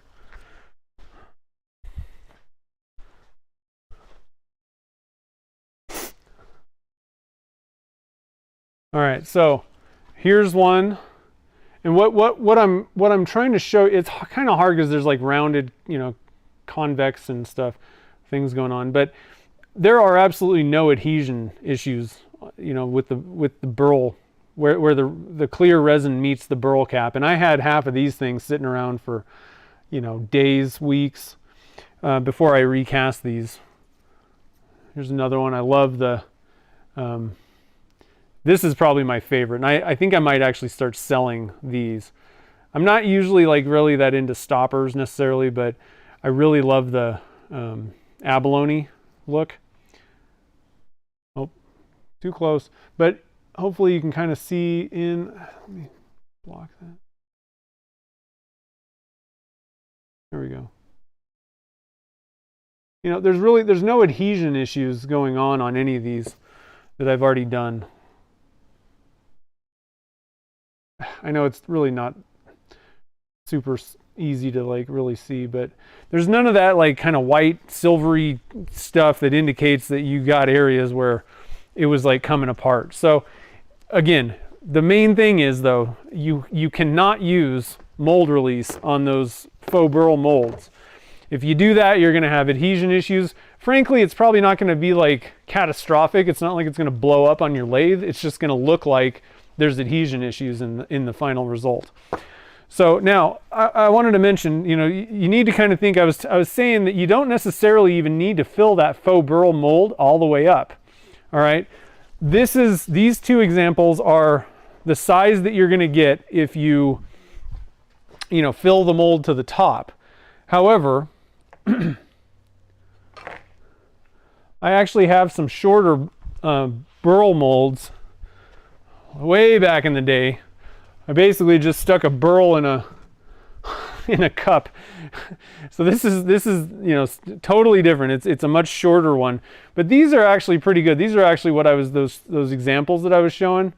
This is the height. All right, so just to kind of compare these guys, you know, you really don't need to fill the whole thing. I mean, you could really get rid of like about a 3/4 inch, and that's probably still going to be all right. It just depends on how long you want. Now, if you're going to go for like a handle, I would probably go for the longer, you know, fill it all the way up. I think that's going to be a better way for like, you know, like a 5-inch handle or something like that. You want to have some burl left over. So I don't think that this little short chunk is really going to be the awesomest handle. But for a stopper, I think that's plenty. So it's up to you. Just want to let you know, the mold holds 65 grams, but you don't even need to fill that all the way up, depending on what you're trying to do. And you may play around with it and see, what do I like the most. Now this is still not bad for a stopper, but I'm going to be using these little plugs. And so these things take up about 1/2 inch in the bottom of your mold. So keep that in mind if you're going to be using the Turner's Warehouse plugs. There's not a lot of clear left. You see what I'm saying? So just to let you know, that's kind of how things are going to roll with these. I think I'm actually going to go over and cut this off a little bit. Not maybe a 3/4 inch, but maybe like 1/2 inch off. We'll do that, and then this one we'll make the handle out of. All right, so let me stop and look at the comments real quick before I go cut this. I'm going to just cut it on my table saw. The way that I do that is I'm just going to, like clamp it down and then to a miter gauge and then just cut it. Okay, so David is actually wondering if I have enough time to mix 2 batches before they go in the pressure. Probably. I'm slow. David's asking, once it's poured, how long maximum to get it in the, oh, well, it totally depends on the resin you're using. And well, it depends on a lot of things, because it depends on the resin you're using as well as the temperature in the shop. Because if it's 115 degrees in your shop, then you're going to have a lot less time than if it were 50 degrees in your shop or something, you know. So right now it's 68 degrees in my shop. And I'm using Alumilite Clear Slow. So I have about 12 to 15 minutes, give or take. Okay, so I hope this doesn't come off. There we go. That makes me feel better. Okay, so I'm going to put you guys on mute real quick. Cut this thing down just to make it a little shorter for that stopper. Just so we have a little bit more resin on the top, you know. You don't want to totally minimize that clear on the top, I don't think. All right, so muting now.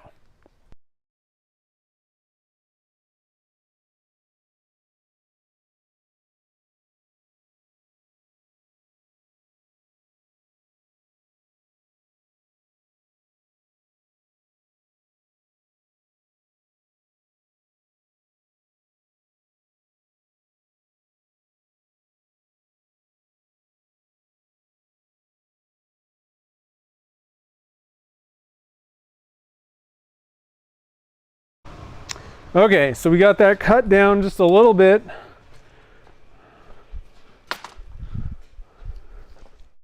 Oh yeah, I think this thing's gonna look really cool.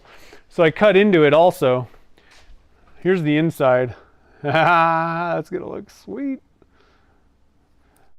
One other thing that I want to mention, did I mention this already? So I think it was Mark who was mentioning the Jungin silver. This stuff is killer. This is, if you need like a silver, this is what you want, guys. So I did some tests. Did I show you guys? I don't think I showed you. I should have showed you. Okay, so remember I was saying that what I've been using, and I do like this one as well, but I've been using the silver gray from P-Town, and it's good. I've been pretty happy with that. Fairly light, but it does, you know, there's a little bit more gray, obviously. Let me hold these two up.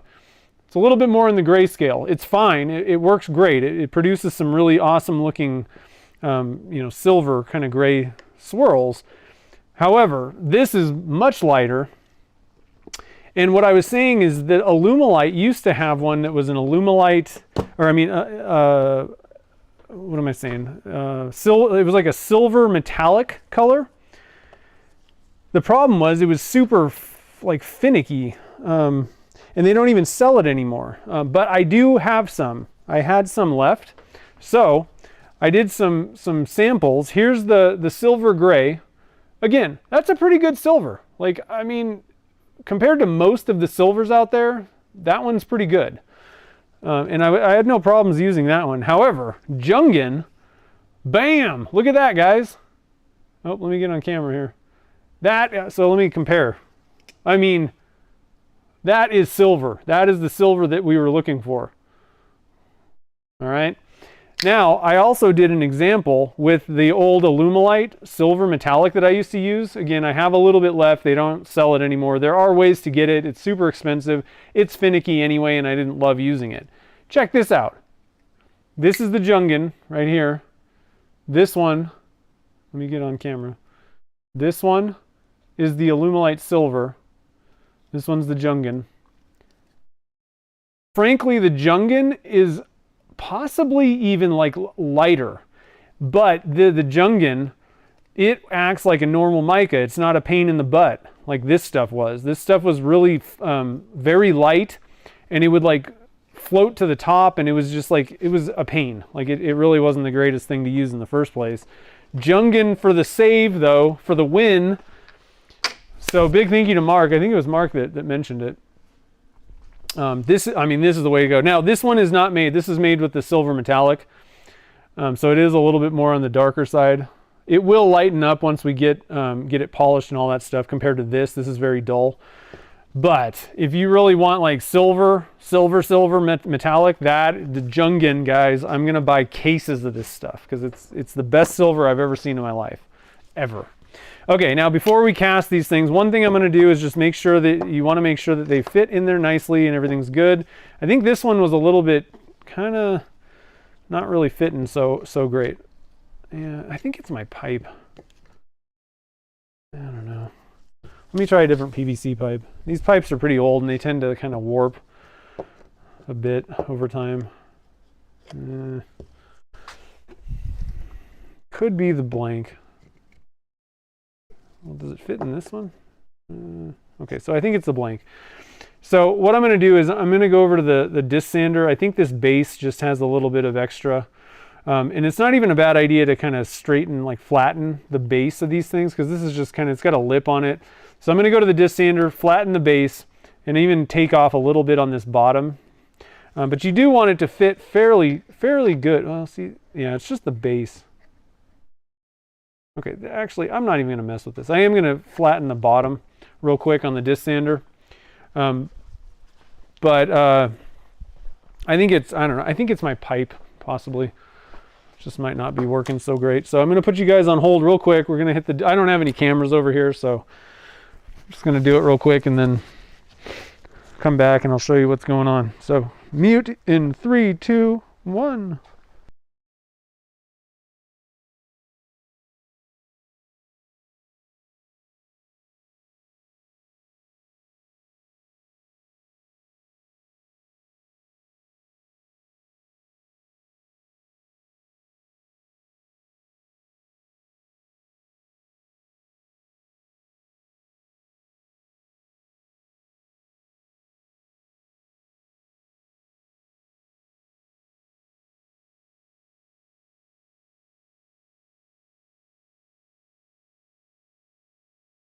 All right, we're back.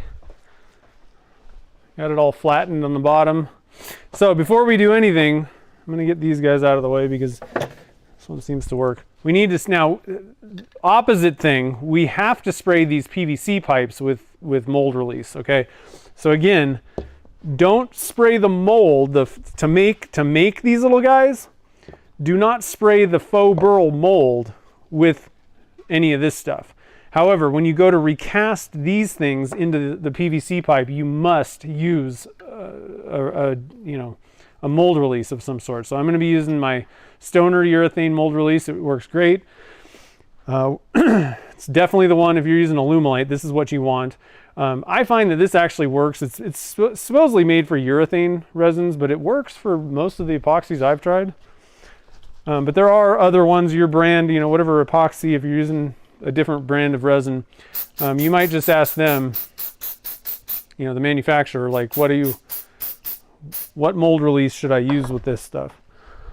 That way, you know, there's no questions, everything works good. Get the best results, you know. Okay. Spraying the other one. I'm giving it a good coating, you know. I want to make sure that I've sprayed. It's not dripping. I'm kind of angling, moving it around. Doesn't need to be like literally dripping out of the pipe, but you want to coat all the surfaces. Okay.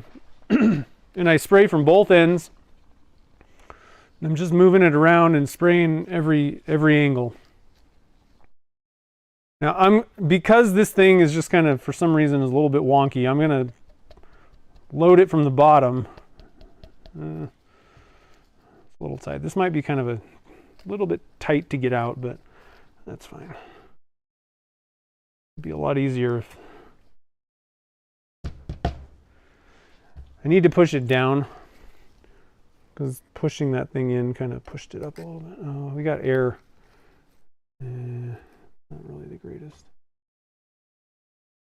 The problem is you really want to put it in from the top. Shoot. Because there's going to be like an air gap if I push this thing up in. See how it's like, I don't know. Let's see if I can push it down somehow. I want that thing resting on the bottom of the mold. I'll show you again. There's kind of a little bit of a gap between the, it's a pretty tight fit. Yeah, there's a gap. I'm gonna see if I can push this down. Oh, there we go. We got it. It's not that tight. I didn't think it was airtight. Okay, so we got our molds ready to go. This one can just drop in because it fits a little bit better for some reason. And I have no clue how much resin this is going to take. You can do, you know, formulas. You can kind of estimate based on formulas, but we know that, you know, the burl itself took up about 65 grams. So if I stacked another one, and here's an easy way to kind of sort of test things out. There's another 65. There's another 65. So we're looking at like 150 grams maybe. 5 times 3 equals, well, maybe 200. We're looking at like 200 grams for this guy, I think. And this one, you know, I don't know, probably like 70 will be like totally plenty. I think 70 is plenty. All right, now what we can do though is we can have a little bit of fun. So you could put some color in your resin if you really wanted to. I think that these things take care of the color department. So I don't really think that there's any reason to tint the resin on top of the burl. And I did some experiments with this stuff with those other ones. You know, like I was showing you earlier, things that I made. And I'll show you a couple of experiments here.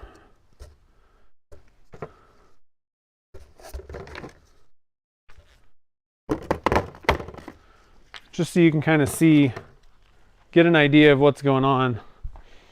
I don't really think it's necessary. You know, I think that it's just, I know these are like wood burl type things, but I really don't think that adding color to your clear resin is really going to do anything for you. It's okay. I just don't really think that it's adding on top of clear. I don't think it's making it 10 times better than the clear would have looked. You know, purple in that one. So just to kind of, you know, let you know a little bit, I don't know, this may be a personal, you know, taste kind of deal. I just really think it's not adding anything to the equation. And especially if you got a bunch of color in the faux burl, it's just going to kind of make things a little bit crazy. So it's up to you. Have fun, you know, do whatever you want to do, but I don't know that it's really, let you make the call. Is it really worth it or not? Okay, so number 2, recasting.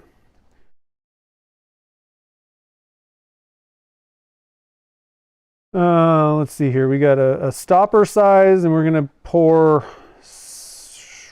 I don't know. I really think that 70, I don't know, I'm gonna make 80 grams. I think that's gonna be over. And then the handle size, and you can make your handle any, you know, whatever length you want. I'm gonna go for like maybe this like 5-inch or so length. I don't know. I'm going to mix up 200 grams for that, and I think that's going to be way over. I don't need to go to that. What is it, 65? Yeah, I don't know. I'll mix up 200 for that one too. Okay, so 280 total, 140 times 2.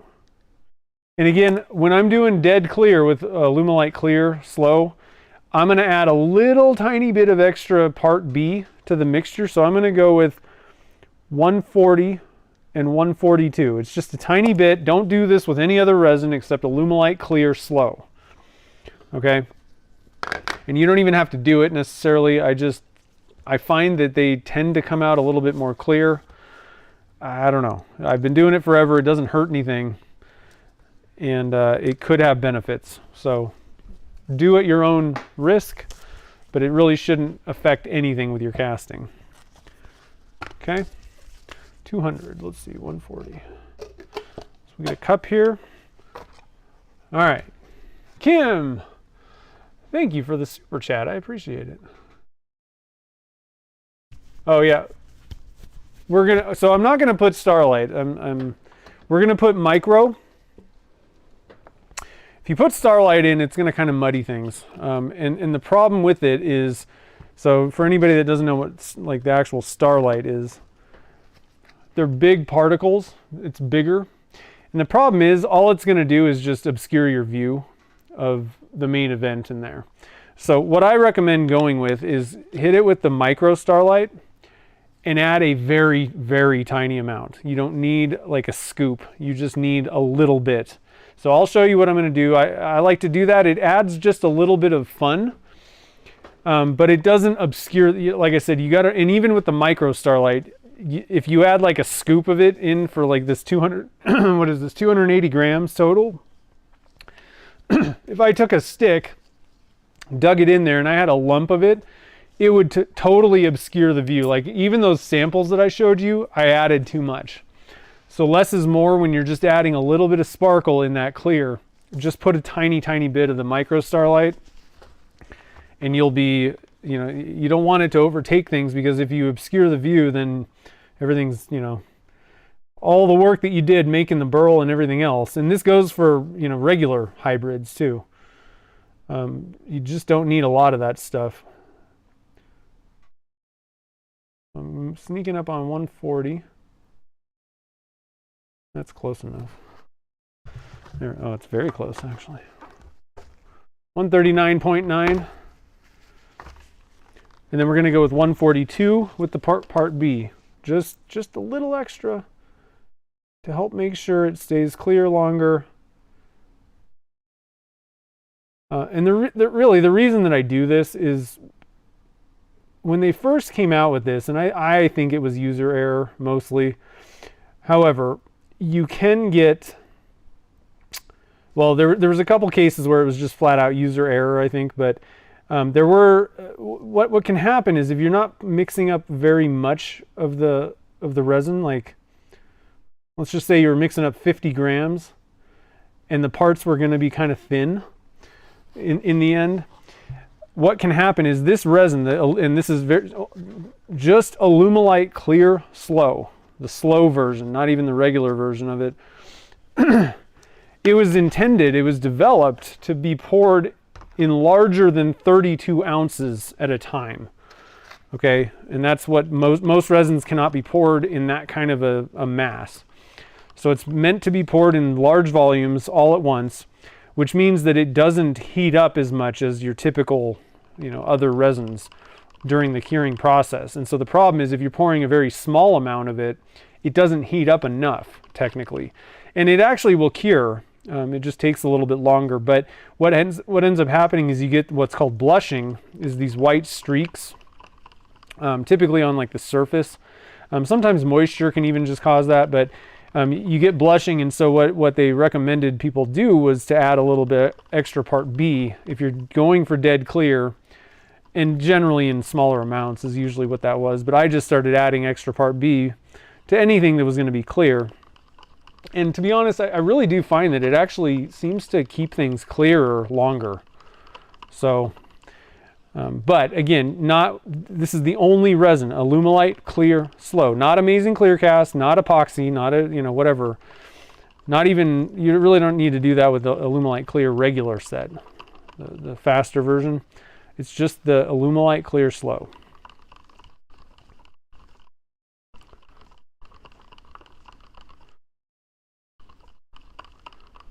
All right, let me look up real quick.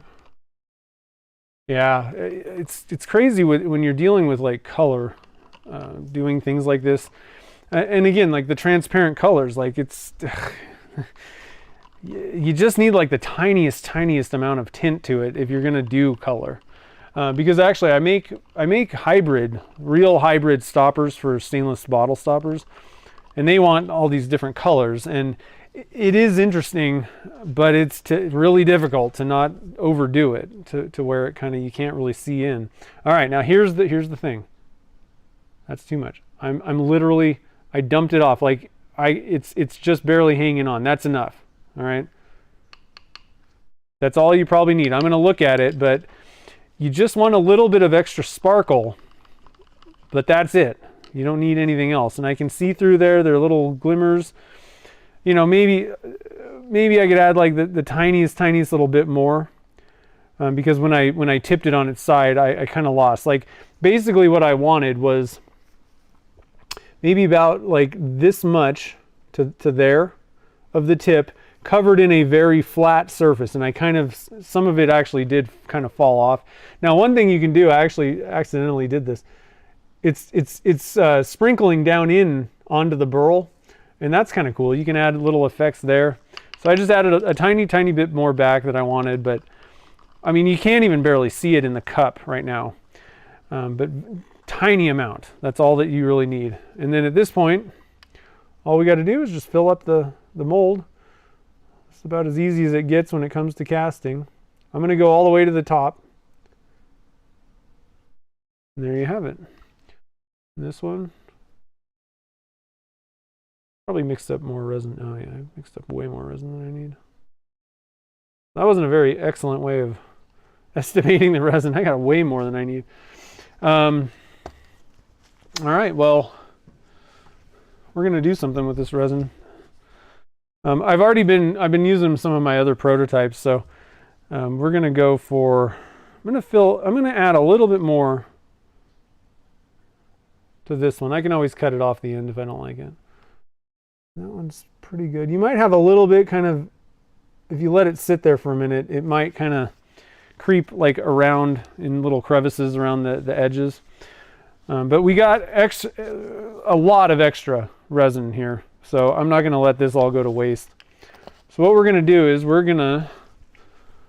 and I got plenty of time because you don't have to wait. There's no reason to wait. The micro starlight glitter is not going to sink. Like most glitters, it's super light. It's not so light that it floats, but it's also not heavy in any way. It's kind of perfect. You can pour it right away. You don't have to worry. But we got some extra burl things and all kinds of stuff going on. So I'm going to dump out some of this resin. We're going to mix things up. Hopefully I've got enough time. I should have plenty of time to mix it up and pour it and get all these things into the pressure pot all at the same time. I'm gonna check the temperature of the resin real quick before I start messing around. But bare minimum, I can get my molds in. So let's see here. We're gonna go with, let's do some colors that I don't usually use. How about that?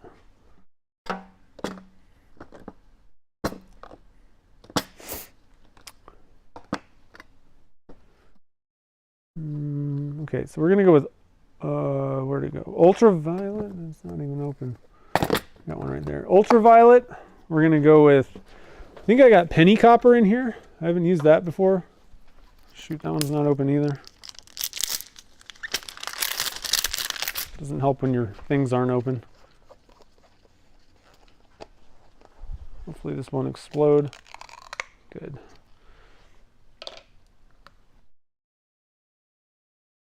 Penny copper is pretty cool. It's like the 14 karat nugget.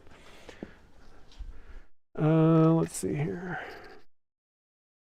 Let me just see what my temperatures are. 83. Okay, we're good. We got plenty of time. So we're gonna go with, I don't know. We're just gonna go with a few scoops of this penny copper. And I'm gonna pour that on top of this other kind of crazy sparkle glitter that I got in this other one. We're gonna do another one. Okay, loaded it up.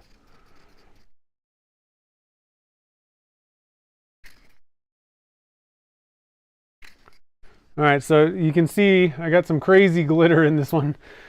We're gonna just fill the top with penny copper.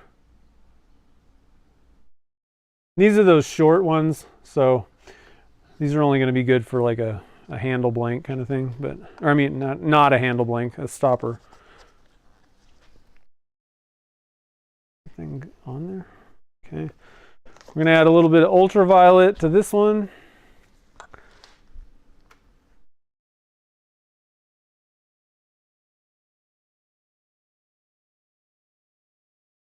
That's good.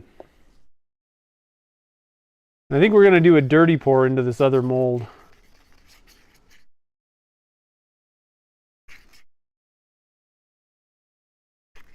You guys like that ultraviolet? That's a good one. I like that one. I don't use that one that much.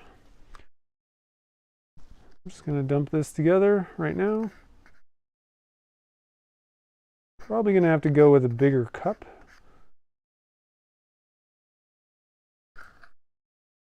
The other one, but that's okay.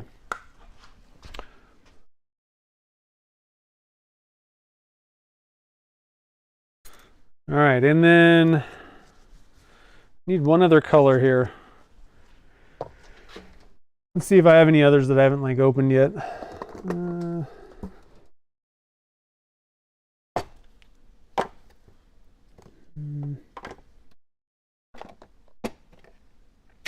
Let's go with Fire Orange. I haven't used this one yet. Pretty cool one though. Seems like a neat one.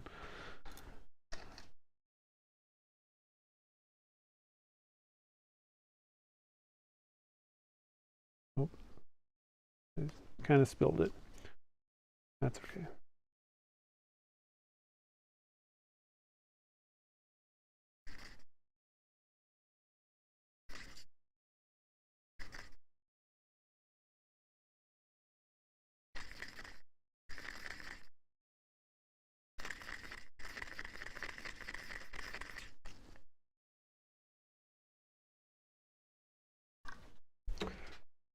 All right, let's put some stuff away real quick, and then we'll kind of do a little bit of, oh, I didn't need to throw that away.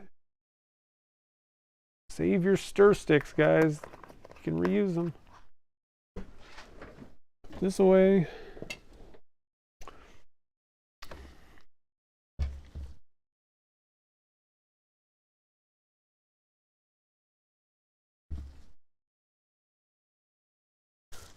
All right, and then I need a slightly larger cup to dump these both into.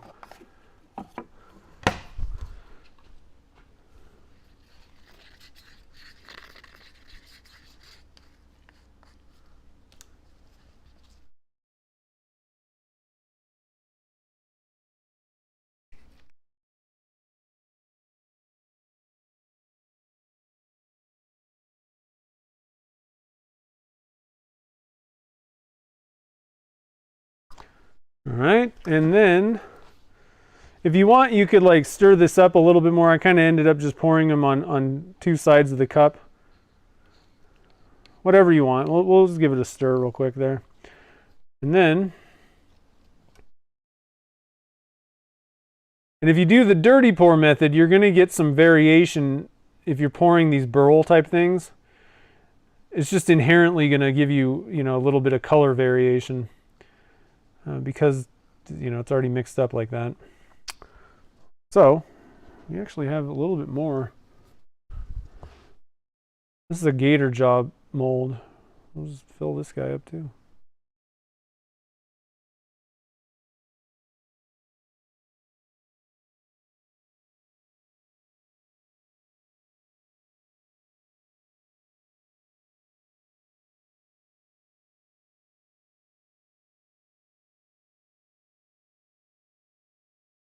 All right, I think that's all.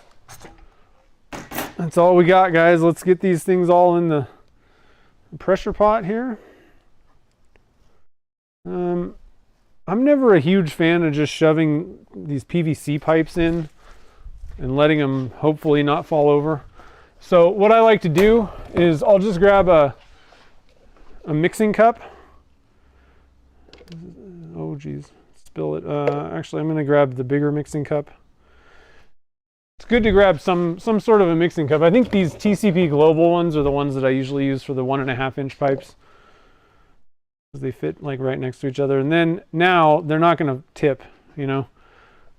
Even if I'm like really getting crazy with the pressure pot screws. Or if your pressure pot's not mounted, that, you know, if you don't have it bolted down, then, you know, it can go kind of all over the place. All right, so we got lots of goodies in the pressure pot. Let's get the lid on. And then these things, you know, you want to give them about 4 hours. Should be good to go.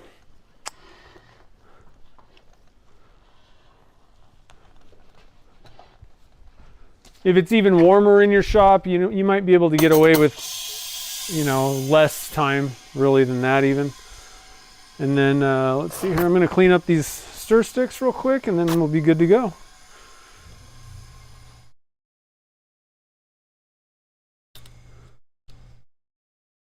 You can always reuse them. They're pretty cheap, especially like these small ones and all that, but why buy more when you can just wipe them off, reuse them? And you know what's crazy is it took me like 10 years to figure out, oh, you could just reuse the things. But it takes a little bit of extra time. Sometimes I'll just toss things if I'm like, you know, especially if it's been, if the resin has really kind of set up on them. A lot of times I'll just toss them at that point. But if I was waiting, if I'm doing like a 10 color pour and, you know, we're waiting till like a really high temperature and the stuff is like just gooey, I usually just at that point toss the stuff, but you know. All right, so pretty long one today. I apologize for that. I was trying to show you guys some different stuff with those faux burls though, and kind of give you an idea of like what do you need to do. So again, the big deal is if you're going to buy one of the faux burl molds, so the little silicone molds from me or anybody, if you're going to be doing that though, if you're going to buy a faux burl mold or something and then recast it like I just did, do not use mold release on when you're making the burl thing that needs to be recast. Otherwise you're going to have a plethora of problems with that clear sticking to it. It may work, but it's going to look probably terrible. You're going to have little areas where it's obvious that it didn't stick. It could be somewhat dangerous. It could come apart. That's probably not as likely, but it could, right? So don't use mold release on these guys, and then you do want to use mold release on your PVC pipe when you recast it, of course, though. So that's a big one. I'm of the opinion that you really don't need a lot of extra color on the second round usually. And even like I said, the glitters and stuff, it's so easy to put too much in there and then you're done. You turn it up and you can't even see the nice, you know, mountaintops and stuff. So it kind of makes it useless, I feel, if you put too much stuff in that clear. So just be a little bit, you know, and especially I think the micro starlight's even better. So, hey, Barb made it, nice. Oh, the comments are off again? I don't know what the deal is. Let me look at something.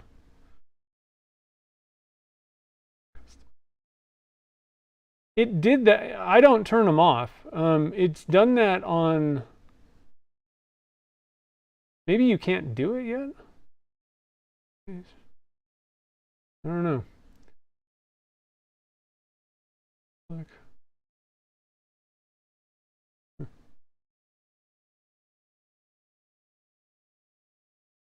Sorry, I'm looking at